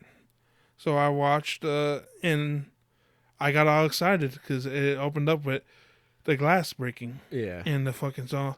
I watched so much fucking wrestling. I should know better. I should definitely know better. But I'm like, oh shit, Austin's here. Oh wow, and they're fucking Chicago. I should be there. Fuck. And then it it's fucking KO coming out as fucking. And you know what's funny is watching the Miz one. The Miz did that before as The Rock. Oh, did he? Yeah, and he got the same fans. Yeah. Fans pissed off too. But what's great about this one is, so you already know it's KO. You know, you can talk about the body, everything. Yeah. He's in the ring. He's talking all his shit, acting like Stone Cold, talking all this shit to the fans. And he goes, "You dumbasses!" And then, boom, the glass breaks again, and the music starts playing. It gets the cheers even louder this time because everybody's like, "Oh shit, he's actually here!" Nobody comes out, and Kevin Owens is smiling in the fucking ring. He's like, "I got you again. Fool me once, shame on me. Shame on you. Fool me twice, you're an idiot." Yeah. Oh man, that was so fucking great. So I'm not gonna lie, I don't know if I was like in and out of sleeping or just on my phone. I don't remember everything about Raw, but so I'll just stop on that. What do you think of that? You've seen some of that on TikTok, I'm sure, right? Yeah, I see some of it on TikTok and on Twitter and stuff. Oh, he did a good job. I liked his outfit he had on with the little ball. He had the when he pretended cap. when he couldn't catch the beers. That was great. Yeah, he did. I'm sure he did that on purpose. Yeah, I'm sure he did that on purpose too. But yeah, I can't remember everything about Raw. It was just crazy because I'm pretty sure I watched the whole thing. And that tells you. But I do think it was a good episode of Raw. It made me actually like. I think I'm liking the Alpha Academy now. Yeah, I haven't really kept up with much with them, but they're fun. I like them because Chad Gable could be he could be the next Kurt Angle. I like how he comes out and does that shush, shush, shush bullshit. Yeah, that's just pretty cool. I like it. I think they could be. I think they're kind of a little bit over. I think they could be fun. Him and Otis, they're playing off good. I like them, and they're good wrestlers. Chad Gable's a great wrestler. Otis is a pretty good big guy. Just felt bad for Otis's partner because I don't think they're doing anything with him. They probably released this bitch ass. Probably. Well, I don't know if he's a bitch ass. I just said that, but yeah, I'm liking the fucking Alpha Academy. They were showing a lot of promos for Roman and Lesnar, which I don't give a shit about. I don't give a shit about either. We already know, right? Come on, Roman's in the win. Yeah, but I do think there's a good way to do it. Me and Alex were talking about our good friend Alex, that Roman should win, which he's probably gonna fucking win. But when he wins, Brock's music hits. Yeah, and they stare each other down, build up to next year's WrestleMania. But only way that works is if Rock isn't filming 30 movies a year. Yeah, yeah. And insurance problem. So we'll see. That could be cool, but I don't think it's gonna happen. I would like that to happen though. It would be dope, but let's see. So we know the big rumor right now is Cody Rhodes coming, but we're pretty sure he's signed, right? Yeah, he's signed. That's what sucks about the internet, man. Dave Meltzer already confirmed it. He signed his contract. I fuck Dave Meltzer because he ruined it. Because I get it, we're supposed to, he's not coming, but how awesome would that be? You being there, right? Yeah, yeah. How awesome would that be? You not knowing for any. There's kind of like something in the air, maybe that he might be signing. You're not sure. Yeah. And then boom, Cody Rhodes comes out to fight Seth Rollins because that's the whole storyline. Seth Rollins right is now bitching. He has nothing to do. Yeah, he's crying. I don't have a match, which he ended up having a match with AJ Styles. So that was the storyline for Raw. He was bitching. And, AJ Styles came out, and he was like, "I'm here. I'm gonna fight Edge because Edge is heel." He attacked AJ.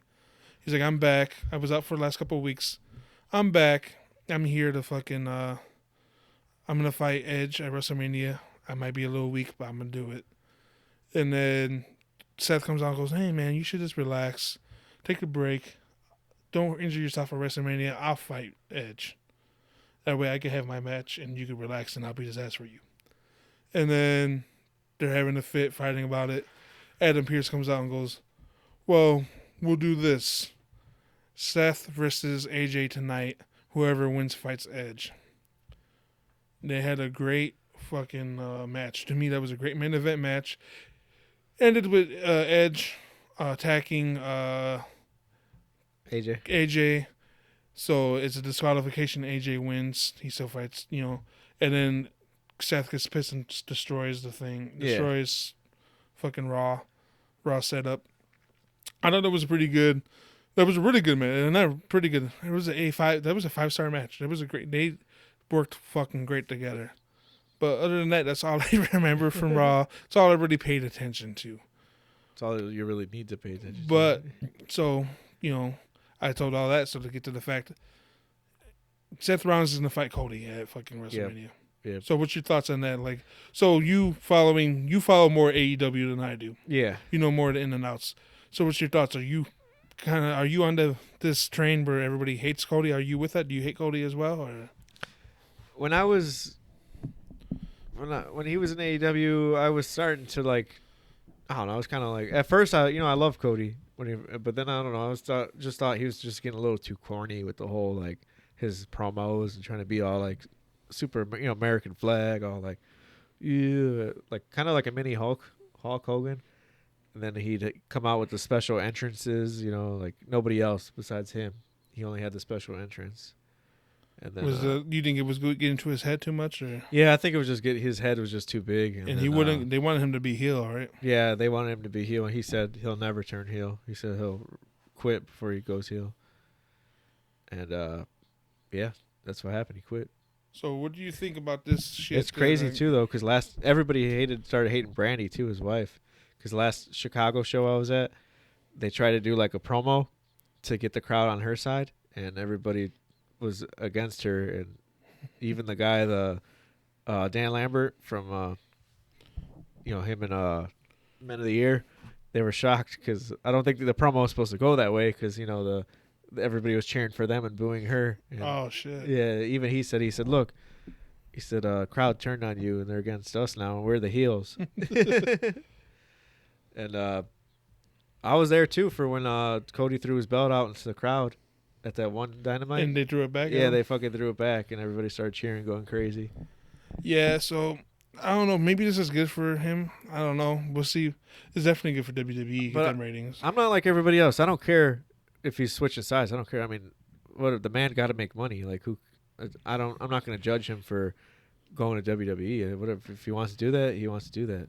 But it's just I just laugh at one point. I just laugh because he was so against WWE. Remember when he destroyed Triple H's throne with the fucking sledgehammer and all those other things? It's just funny, kind of funny to see him go back. But whatever, guy got to make money. So what do you think about these rumors that apparently, well, not rumors, Paul Heyman, I think he's just being a troll. Yeah. But he posted that picture of Roman and like this I think it's this Roman too. Yeah. Of Roman and Brock, and Roman sending over Brock.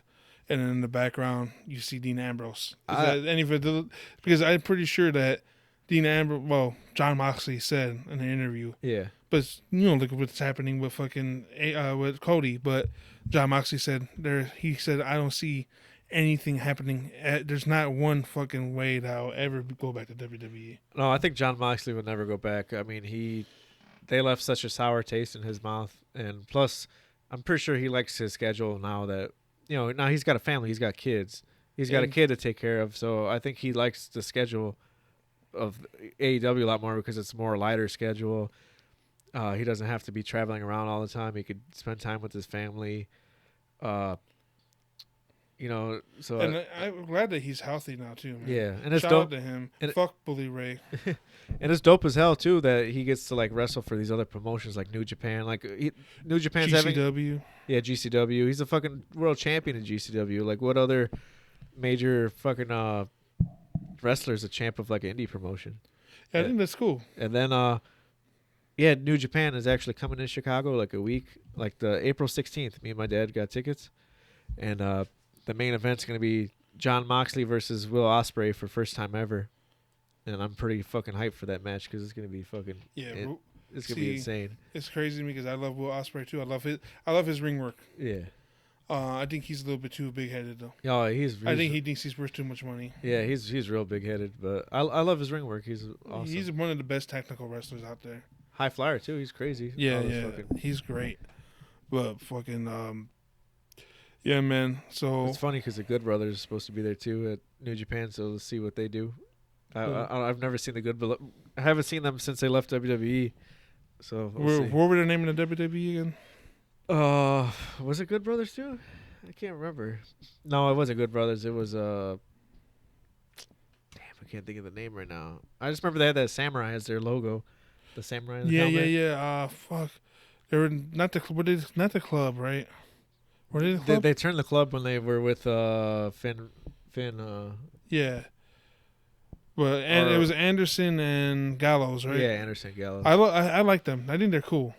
I'm not gonna say they're the best wrestlers in ring, Yeah. but I think they're good on the mic. I love nerd when they were doing that. I love that shit. But yeah, and I loved their fucking logo too when there was the samurai. Yeah. No, But- good brothers. Let's see how they do. And Yeah, I think they're with Impact. They but- never signed to AEW, right? No, they're signed with Impact, but they do New Japan and AEW crossovers. That's what's up. That's how I like that all these shows, all these like, that aren't WWE. Well, WWE was in with Evolve for a minute, but Evolve shut its doors. Right? Yeah, yeah. And then surprisingly, I just learned that WWE sold off Progress. Oh, they sold off Progress. Yeah, they sold off Progress Wrestling. Wow. And then Progress was the one that was That's where they got all their UK wrestlers from. yeah. Yeah. Man. They sold off Progress, and now somebody owns it. Some guy. He's still running shows, but Yeah, they got some great guys off of Progress though, like Walter. the whole Mustache Mountain, Yeah, Mustache Mountain. Walter. Oh, actually, Gunther, should I say? Butch. Butch. Yeah. Fuck. Why'd you name him Butch? Stupid ass name. But fucking so AEW this week on Dynamite. Was that Dynamite or was that Rampage? Or what's it called? Well, yeah. There's Rampage or there's Dynamite. But, Was it the 8-man tornado attack? Like I said, I just seen clips of it. that was on Dynamite? I heard it was crazy. It was it was not his first. Was it their first match? Yeah, it was Jeff Hardy's first match officially And back. it looked insane. No, actually, no, it wasn't his first match. I think it was his second match because It was the second match. You're right. I think his first match was last week. Yeah, you're right. You're 100% right. But yeah, because it was on the his first match was on the Irish. The was it the St. Patrick's Day one? Yeah. But no, this match looked crazy from the clips I seen. Dude, they fucking threw Darby Allin down a flight of stairs. Yeah. That was fucking crazy. That dude crazy. He takes some punishment, man. Oh, remind me. I want to talk to you about Darby Allin. Some stuff I heard about him. I want to know if it's true or not. After this, I don't want to defile his name on here. I like Darby Allin a lot. I like him with Sting.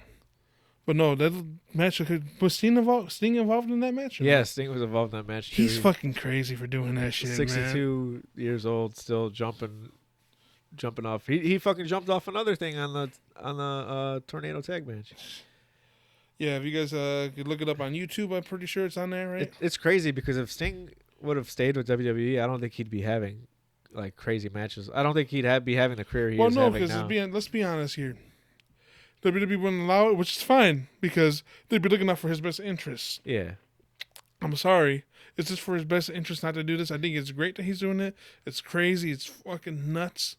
But But he said if he wants to do it, he wants to do it. That's fine. He said he's feeling the best he's ever felt. Like, Well, I think he probably has the same mentality that my dad has. yeah, You're only old when you only feel old when you act old. yeah. And I think he's by doing all this crazy shit. Like I said, if he wants to do it, that's fine. I'm 100% with it.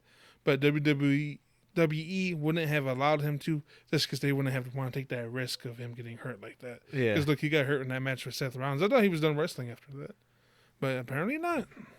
Dude's crazy. Sting, you're a legend. Hell yeah, the icon. The icon. Now we were just talking about Moxley, Yeah. who why am I even trying to fucking?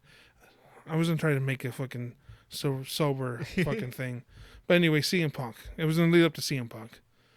CM Punk, was that Rampage or was that Dynamite? The Dax versus Punk match? I think that was on Dynamite too. I didn't watch that match. I haven't like watched the full episode because I was busy on Wednesday. But you Actually, it were was just saying you wanted to talk about it because people were saying it's great, right? Yeah, I actually been busy all week trying to get ready for the trip, so I didn't really watch it. But Yeah, from what just to let you guys know, Christian won't be with us next week since we're on the subject. He'll be watching WrestleMania live. Check out our social media pages. yeah, I'll be posting videos. See his and, blogs. Yeah, I'll be posting videos, clips, whatever I can get. There'll be a lot of wrestlers out there walking around, so hopefully I get to talk to some. Yeah, interviews on the spot and shit. Yeah, maybe No, maybe get them do a little shout out or something. We'll see. we'll see what happens. You never know. But I love my outlaw mud shows, so I know Hector would be a little bit mad, but Jim Cornette would be proud of you. yeah, the Uh, FTR or Dax and the CM Punk match, I heard really good things about it. A lot of people are saying it was like a 5-star match. They said they really went out there and gave it their all. They killed it. And Yeah, see, that's just for a regular, Dynamite. yeah, and it was the first time CM Punk came back since that match he had at Revolution. So I think this is what he wanted, though. Like, nothing against CM Punk. I'm just saying he's another one I feel like the schedule is the reason why he signed. Oh yeah, he said it. He said it in an interview. He said that he loves the light schedule, and then it's cool too because some of the wrestlers, they get to take time off. Like Miro, he did his thing for all those couple months, and then he lost the championship, and he's been enjoying life with his wife, taking some time off. And I then, enjoyed life. I mean, and now he's supposed to be coming back very soon. I don't know when, but he's supposed to be coming back very soon. But I've been excited to see what he does because I loved his character. He Miro? had Miro, the character he had where he was the what was it, the deceiver or yeah, I fucking love Miro. yeah. They let him just run wild. And He was I like, love it. why God, why? I just loved it. They just let him run wild and rampant with his character, bro. Yeah. Way better than, I loved Rusev, but way better than Rusev, in my opinion. I was hoping that we'd get a Alana appearance, but she hasn't shown up yet. So. That keeps being the rumor, right? That she's gonna. Yeah. That she's gonna wrestle, right? Yeah, but I don't know now because I seen she's busy. She's got casted in like some TV show or something like that. Oh, so. that's good for her. Yeah.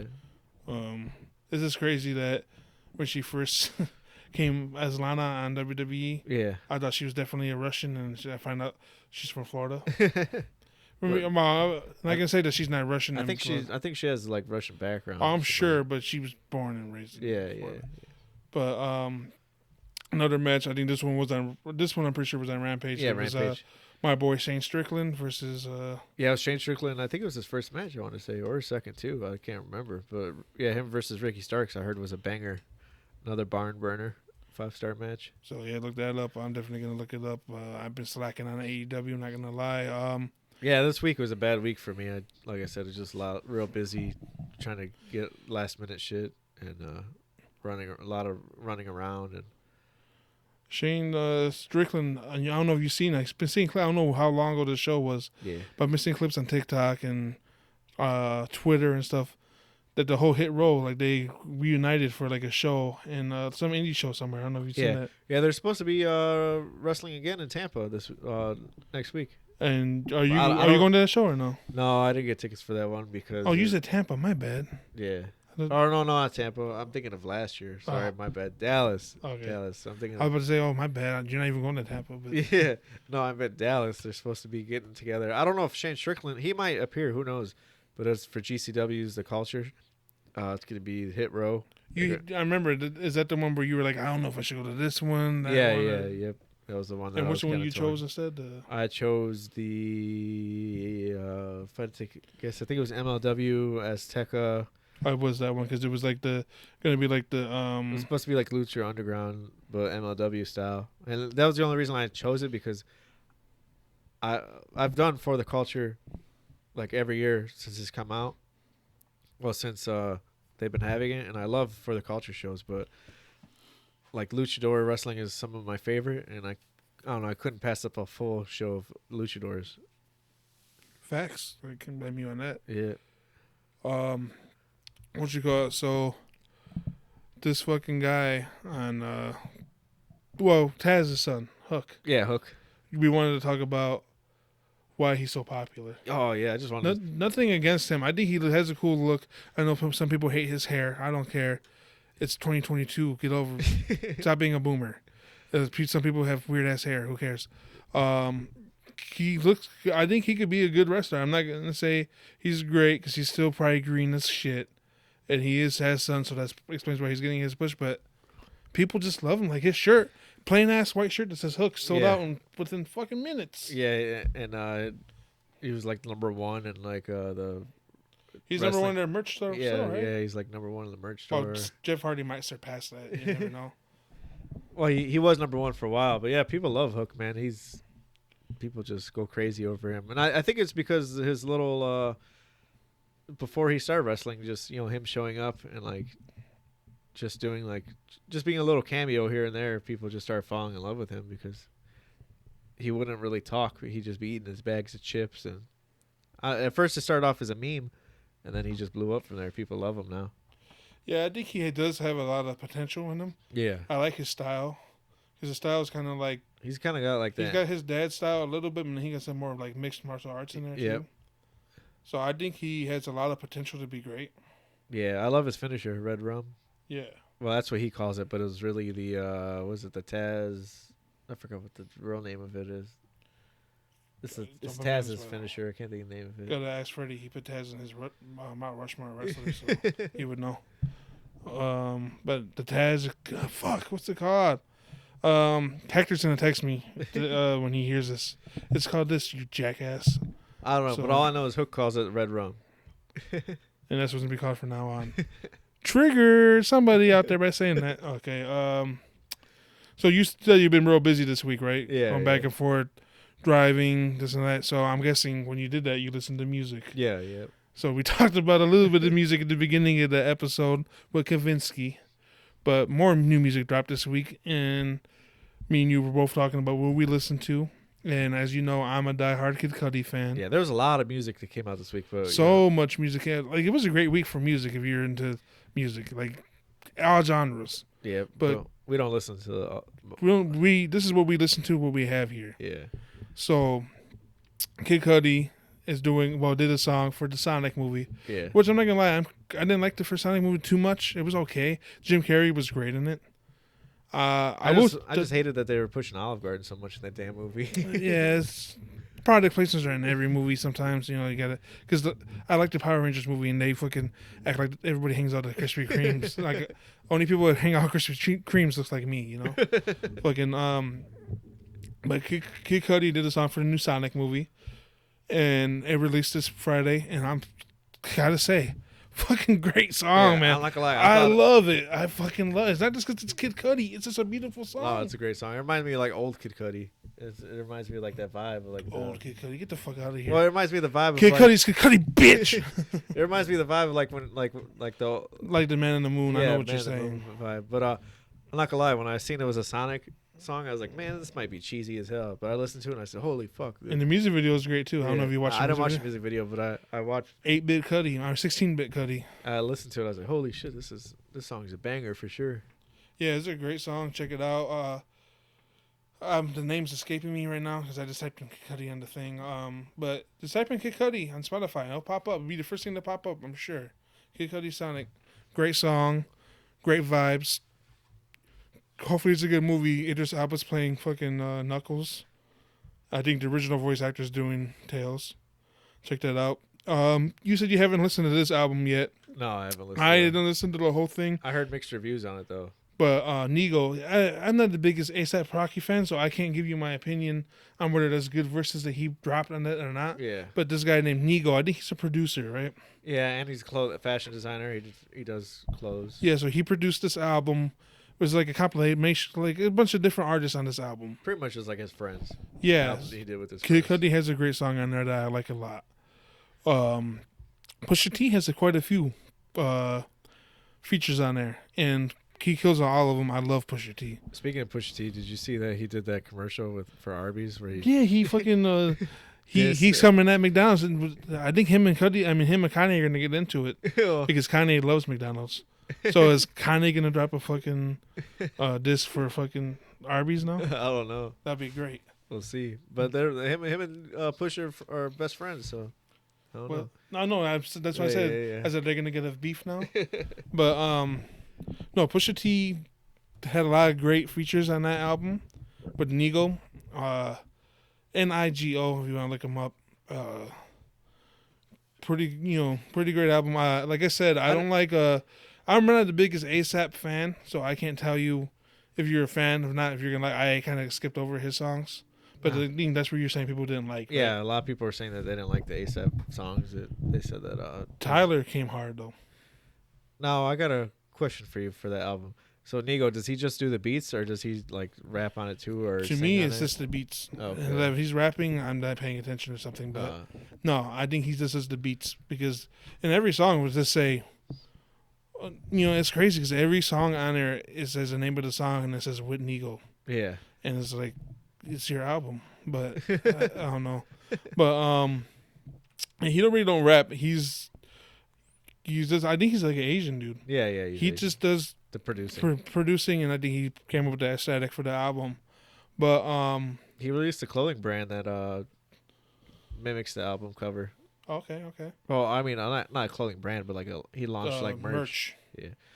But no, I'll say Tyler and Pusha are the highlights of that album. Every track they're on, they kill it. Tyler the Creator. I know people kind of fell off Tyler because of what the type of music he does now and stuff like that.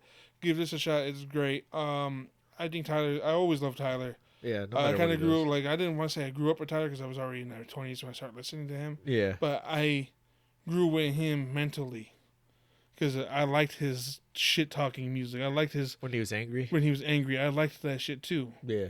But then he grew up, and like it's beautiful to see. Like Flower Boy is when he started growing up. Yep.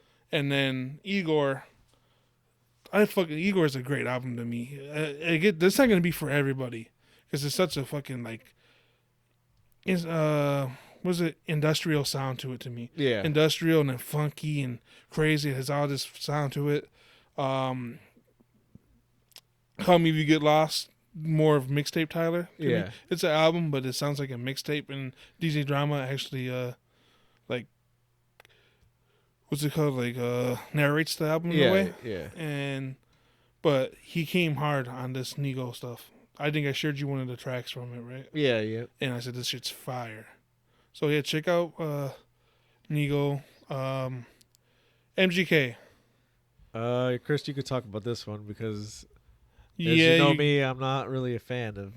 But the thing is, okay, so this is my problem with the MGK hate. I'm not sitting here saying MGK's. No, I great. I don't hate him. It's just not for me. But the thing is, you like My Chemical Romance, right? Yeah. You like Blink-182. Then give this shit a chance. Because that's all this shit is. It's fucking garbage. Don't get me wrong. It's trash. I'm not gonna lie to you. It's garbage, but it's fucking. I can listen to it. It's easy to listen to. It's if you like that shit, you shouldn't hate on it just because it's MGK. That's all I want to say about MGK. Well, I think it is all the hate's coming from like all these gatekeepers that. Yeah, that's what it is. And like I said, and then the people want to be like, "Oh, Eminem chased him away." Yeah, whatever. Music's music. I don't give a fuck. It's garbage music, but it's garbage music that I don't mind listening to. Like, I'll fucking find myself like, when you want to turn your brain off and just... it's the Fast and Furious of music to me. If you like the Fast and Furious movie, well, no, it's garbage music that I don't mind listening to. It's guilty pleasure.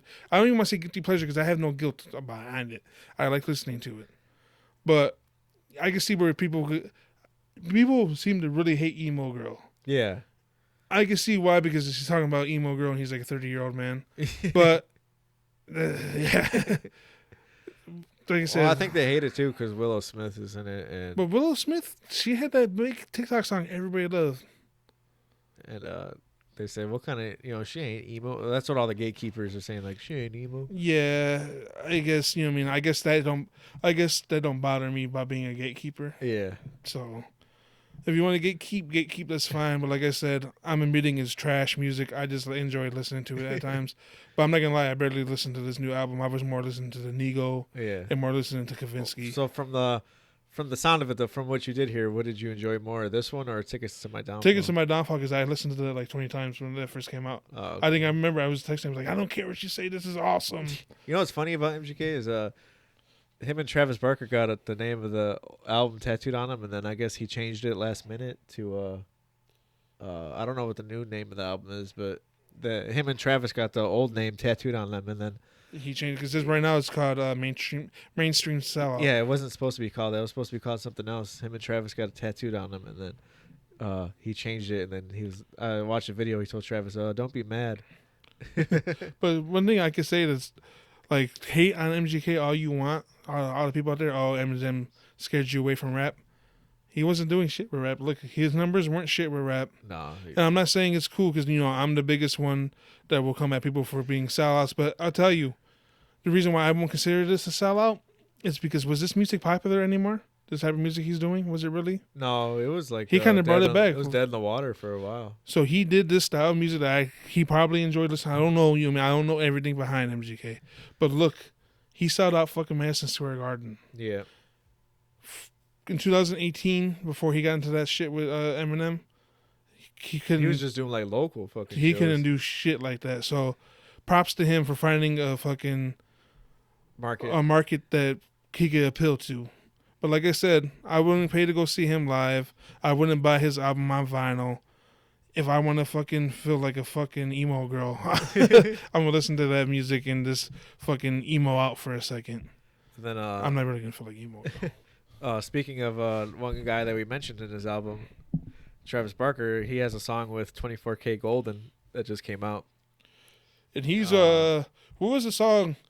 You're in a bad mood. Mood. It was called Mood. Yeah, that was a big TikTok song about him, right? That blew him up. Yeah, it was a big song that blew him up on TikTok, and then I think a lot of his songs are really popular on TikTok and on the radio too. I always hear him on the radio. And But, 24K Golden. We just listened to his new track. What's your name is escaping me now. I can't think of the name of it either, but I know it's featuring Travis Barker. It's another one to where I'm not gonna say it's the best song I ever heard in my life. I don't think it's great. I'm not gonna buy it on vinyl or anything like that. But it's fun. But it's fun. It's a good song. It's another one where like I could see myself driving to it and jamming to it. It's a good song. Put you in a good mood. I ain't gonna lie. When I listened to it, I was like, man, this put me in a good mood. Boom. Fucking. So how we were talking about how MGK, his rap career died. Yeah. Chance the Rapper. After the big day or the big day, right? Yeah, Big Day. His career seemed to fucking because that album was so horrible. There's not even one person I can think that would ever defend that album. That album is universally hated. Kanye West couldn't even defend that album. I don't know if there's that clip that's all around the internet where Kanye West tells him, "You ain't shit." But what happens is what happened with that is he was I don't know what album. I don't know if it was Donda he was working on or Jesus is King. Yeah. But it was some album that Kanye was working on, and Chance was there trying to help him with it or something. And he was like, "You need to do this," and he was like, "You need to get out of here and leave me alone and focus on other shit because that's why your album's trash. That's why it ain't shit." Fuck. But so we just listened to Chance the Rapper. It's like Child of God, right? Yeah, Child of God. I see him going in the right direction with it. I could say I'm not gonna say I'm the biggest Chance fan. Yeah, I'm not the biggest Chance fan either. I liked Problem. I liked Acid Rap. Acid Rap was a good album. A good mixtape. That was his peak. Yeah. Coloring Book, people loved it. I listened to Coloring Book. I'm like, you guys just like Problem, and you guys act like you like this whole album. I'm sorry. I'm sorry. Hey, Coloring Book was his peak too because I remember he sold out the fucking Sox Stadium for the Coloring Book. Yeah, but like I said, I feel like people dislike Problems off of that song. Yeah. I tried to listen to that whole album and I couldn't listen to it either. I couldn't get into it, but I liked Acid Rap. Acid Rap was really good. So we'll see if we can do from here. I'm not gonna lie to you. The beginning of the song kind of like had me going to sleep because it was really slow. The whole song was slow to me. Well, towards the end, it picked the beat. The beat started picking up, and then it started like I was like, okay, I could kind of fuck with this, but the beginning of the song, I don't know. I wasn't really a fan of the beginning. But we'll see. We'll see if Chance's career gets revived or not after this. But like I said, I'll be honest with you. I'm probably not gonna rush out to listen to it or anything. I'm not gonna buy it on vinyl because I'm not his biggest fan. But if this is something that you guys, if you guys like Chance or whatever, check it out. Might be something you're into. We're so on it. Yeah. That's it. But since we're talking about vinyls, buying shit on vinyl, R.I.P. to I guess was he like the America's biggest vinyl collector or just one of them? I don't know. He had to be one of them, but some guy in Wisconsin. I'm not too sure how far he is from us. I wish I could take a drive out there to see his collection. We're going over there right now, right after this episode. But some man passed away in Wisconsin, and he had more than 20,000 vinyl in his collection, all in one house. And right now I don't know if he has family or if he doesn't have anybody, but I know that they're selling off his collection, and you could go to his house and. Can you imagine the stuff he had, bro? No, I can't imagine, dude. He probably has like all the holy grails you could ever think of. Yeah, that's what I'm saying. Like, he has to have some rare shit. Yeah. I wonder, like, what. I wonder when he stopped collecting, or if he was collecting up to the day he passed. You know what I mean? Yeah, yeah. Because I wonder, like, what eras of music he has. Like, is it? I'll spend like, if I go there, I'm spending 2 days looking through his shit. I honestly didn't see his age, so I don't know if he was like older or he had to be older if I had to take a guess. If I go over there, you just see me like in the on the floor, Indian, like sitting there, fucking Indian style, just fucking going through every album. But man, I can't imagine like everything he has. Over 20,000. His house probably is just covered in like, just fucking shelves of just vinyl everywhere. Guaranteed. I told Clarissa that's gonna be future me. Future you, basically, yeah. She said- Because I always thought I had a lot of records. I think I have over 100 now. Yeah. Since the last time we talked, but at the time I was like, yeah, I have 88, and Christian goes, oh yeah, I have like 300.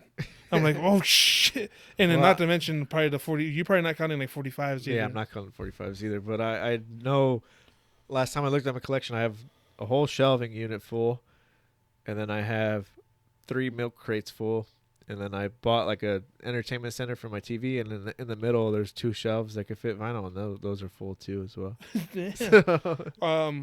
You know that little one I have upstairs, like that thing I have. Yeah. You should look into getting that, or is that something you have that's full already? The entertainment center. Well, it's not an entertainment center. I have like it's like a shelving unit, right? box shelving unit for Yeah. the vinyls, and it has 6 slots. Okay, no, I think I should look into that because the one I have only has 4 slots, but it's more wider than yours. But I do need another shelf Yeah, you should get one because it's not expensive. It's like $70. because I want to get rid of those milk crates because. I didn't like leaving mine in the milk crate like Yeah. that because I feel like they start to warp. Yeah. So I would keep, if as long as you have them in there, just keep shuffling them around, keep moving them so they don't get warped. If it's not too much pressure, you don't want too much pressure on one side. Yeah, you don't want too much pressure on one side. But as we wrap up here, so I'm sure you guys heard the tragic news about Taylor Hawkins passing away, the drummer for the Foo Fighters. I'm not gonna say I'm the biggest Foo Fighters fan, diehard fan, but I do like a lot of their music. Like They what had was some it? good hits. What was it? Yeah, it's just tragic to hear. I know they were getting ready to perform in Columbia. They were at a music festival, correct? Yeah, correct. I think it was an hour before their performance. They announced that they weren't gonna perform, and then the news broke that he passed away in the hotel.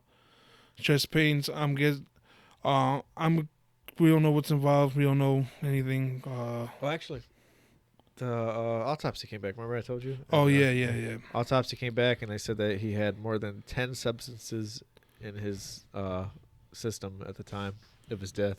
Like I said, Antidepressants, THC, marijuana.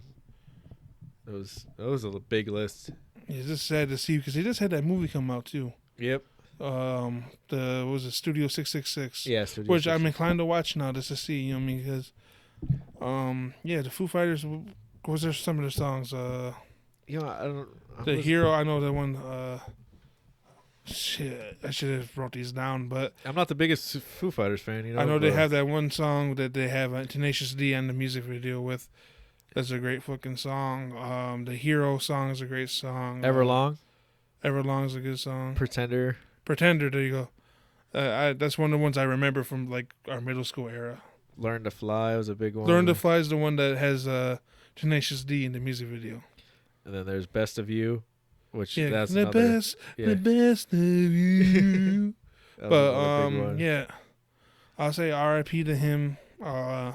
Prayers and thoughts with friends and family. Just was a sad loss for the music world. You know. Yeah, really sad loss. He was a legendary drummer. For For sure. legendary band, yeah. So Christian, Yeah. as we wrap up here, you're a lucky bastard.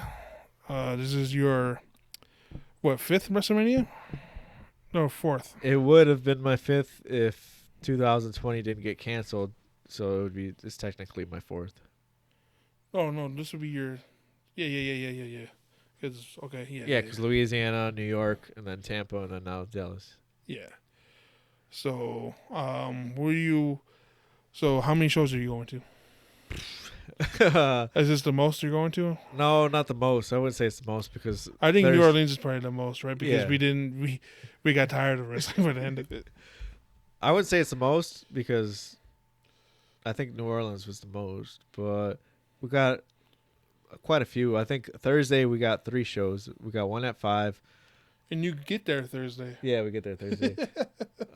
We got one at 5. We got one at 8 p.m. and then we have another one at midnight. And then Thursday we got one at 11 a.m. and then we got. So there's no real quick. Sorry to interrupt you, but there's no breaks there. No, there's no breaks at all. Sometimes we kind of go hours without like eating.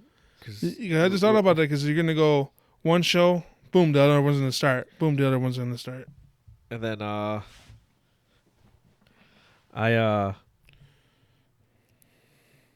I got my schedule right here. So we got AAA Lucha Libre from Mexico the first night on Thursday at 5, and then we got Spring Break Part 1. Shout out to the Outlaw Mud Shows. 8 p.m. and then I have Planet Death at midnight, which is a GCW all straight death match show. That sounds crazy. Should be pretty crazy. Friday we have the Azteca Underground at 2. Then I have New Japan Pro Wrestling at 5. And then I have Gringo Loco's World on Lucha at 7:30. Gringo Loco? Yeah, he has his own show. Oh, all shit. luchadors. 7:30 Gringo Loco GCW. And then midnight we have Spring Break Part 2, the Clusterfuck. Oh shit! There's a part 2 this year. Yeah, so it should be pretty crazy, especially midnight show. You know, some crazy shit's gonna be going down. I already showed you. Jimmy Wang Yang is gonna be in the Clusterfuck, and so far they only announced 2 people. Well, I think 3. It was Jimmy Wang Yang, his daughter, Maven, and then I think this wrestler from Australia, Shaza McKenzie. So is Invisible Stan gonna be there? I don't know. He might make an appearance. Because you know Invisible Man can't be there, R.I.P. Yeah, R.I.P. But Invisible Stan's bitch ass might be there, right? He might make an appearance. Fucking bastard. And then Saturday we have U.S. versus the World at WrestleCon. We have Mission Pro. That's Thunder Rosa's promotion. At 3 p.m. And then WrestleMania at 6:30. And then the last indie show I'll have is Saturday at midnight, Black Label Pro, Crown Point, hometown promotion. And they're going to be out there. Yeah, they're going to be out there. So shout out to Black Label Pro. Man. Seen you guys start from the ground up, man. Yeah, they're going to be out there. And I haven't seen their last couple shows live because every time they've had a show, I always got something going on. But I'm going to be going again soon, hopefully. And then Sunday, just nothing, just going on, just WrestleMania. WrestleMania, you're going Saturday and Sunday, right? Yep, Saturday and Sunday. God bless you. So definitely looking forward to when you get back. This is going to be a fucking great episode because we're going to talk about all your little fucking adventures out there. Yeah. And if anybody, again, it sounds like you don't have no time to do anything, but No. if you have time, I mean, if anybody from out there, anybody that's been out there, the Texas, Dallas area, I know Christian's looking for a barbecue joint to hit up. Well, yeah, one I heard for sure people are telling me not to go to is to Pecan Lounge. So I'm definitely going to try out Pecan Lounge. And then, but yeah, I mean, we really don't have much time besides Sunday would probably be our only free day where we'll have a lot of time to kill. WrestleMania starts. Yeah, before WrestleMania. And then maybe a little bit of Thursday because we fly in early. I'll land, I think it's around 10 p.m. 10 or a.m. 10 a.m. I'll land around 10 a.m. And then, we have till 5 to like have free time. So might do something. What was I going to say? I was going to ask you a question. Damn it. Never mind. I'm stupid. I forgot my question. But no, Yeah, I can't wait to come back and hear your story from that. I can't wait to see the videos you post and everything. All the fucking merch I buy, I'm gonna bring back a whole fucking duffel bag full of merchandise. To hang up everywhere. But you know what's fucking sad I hear though that you told me? What? That when I went with you guys to WrestleMania in New Orleans, that huge superstar that WWE has. Yeah. We were able to walk in and free. Yeah, we just had to wait in line, I believe, right? Yeah. Yeah. But now what? It's Now they're $5? charging $10. $10. $10 a person to go shop at the superstore. Still stupid. So stupid. Hey man, they I guess they got to make their money. trying to milk. You're still gonna go check it out anyway, aren't you? Like my dad, yeah, I'm still gonna go check it out anyways. But my dad said, I guess they're trying to eliminate maybe people that just walking in, because there was a lot. I'm not gonna lie, last year at Tampa, there was a lot of people just walking in and then like not buying shit, and they were just like, you know what I mean? They'd walk in and then they Yeah, it could probably be infuriating to see. Yeah, I can see that. because there's such long lines and so many people trying to get in that. Because now if you're paying $10 to get in, you're probably definitely gonna buy something. Yeah. Yeah, man. If there's anything cool, send it my way, and I'll tell you to pick it up for me or not. Yeah, for sure. Definitely gonna grab some stuff for the studio. You know, of course, for myself. So, before we leave you guys here, to be on the lookout for, I'm gonna guess we'll probably release it Friday. We're gonna record our predictions for WrestleMania. Yep. Not for all his Outlaw Mud shows he's going to. Just for WrestleMania night 1 and night 2. I don't think there's an NXT event going on. Yeah, there is. It's stand delivered. But the crazy thing about it is it's at 11 a.m. Everybody's like so confused. Like, what? Are they? Fuck? Is it gonna air at 11 a.m. too? Yeah, 11 a.m. Well, I'll probably watch it if I can. That's weird. That's fucking weird. Yeah. Man, NXT went down. We'll talk about that there, but NXT went downhill. We'll give our reviews on that. I mean, we'll give our predictions on that as well. Yeah. And then I might release a review episode with me and some special guests. I'm still working that out, still thinking about it. We'll see how that goes. Yep. But other than that, unfortunately, I won't be here. You won't get to see this pretty face. Sorry, guys. But we might have him a surprise phone call, depending on how busy he is. We might have a surprise visit from him, fucking virtually. But other than that, we love you guys. Appreciate it. Thank you for the support. And fuck Roman Reigns. Hey, hey, hey. Yeah. RKO, she in the socks like Miss Foley, she know that we making it hot. Chris and Chris, we be the champs to the people, you know it's like we be the rock. Back to back, we pack a punch like Ray Sangan, I think you should know be. We ballin', and rest in peace Kobe, we on 'em. We loose in the streets and our crew is elite like Wakanda. No, you shouldn't sleep. When Chris and Chris get to talking, can't miss it like shooting your shot. We be the mans, we flamin' the spot, we goin' sand, Kamehameha. Into the Christophers, no this is not for the feeble. The coaches, you know that they need us. Like vultures, we feed it. We ballin' like Khan, we feelin' like John because you cannot see us. We up, you can't reach us. Rest in peace Eddie, no lying, no cheating, we just speaking facts. Feelin' like Dent, you know on any dark night we be ready like we is the bet. Far from a joke, like John Wick, we be lethal like Baki, no we never fail. Ready to pop, ready to beat down the culture like Angie, no we on the trail. Yeah.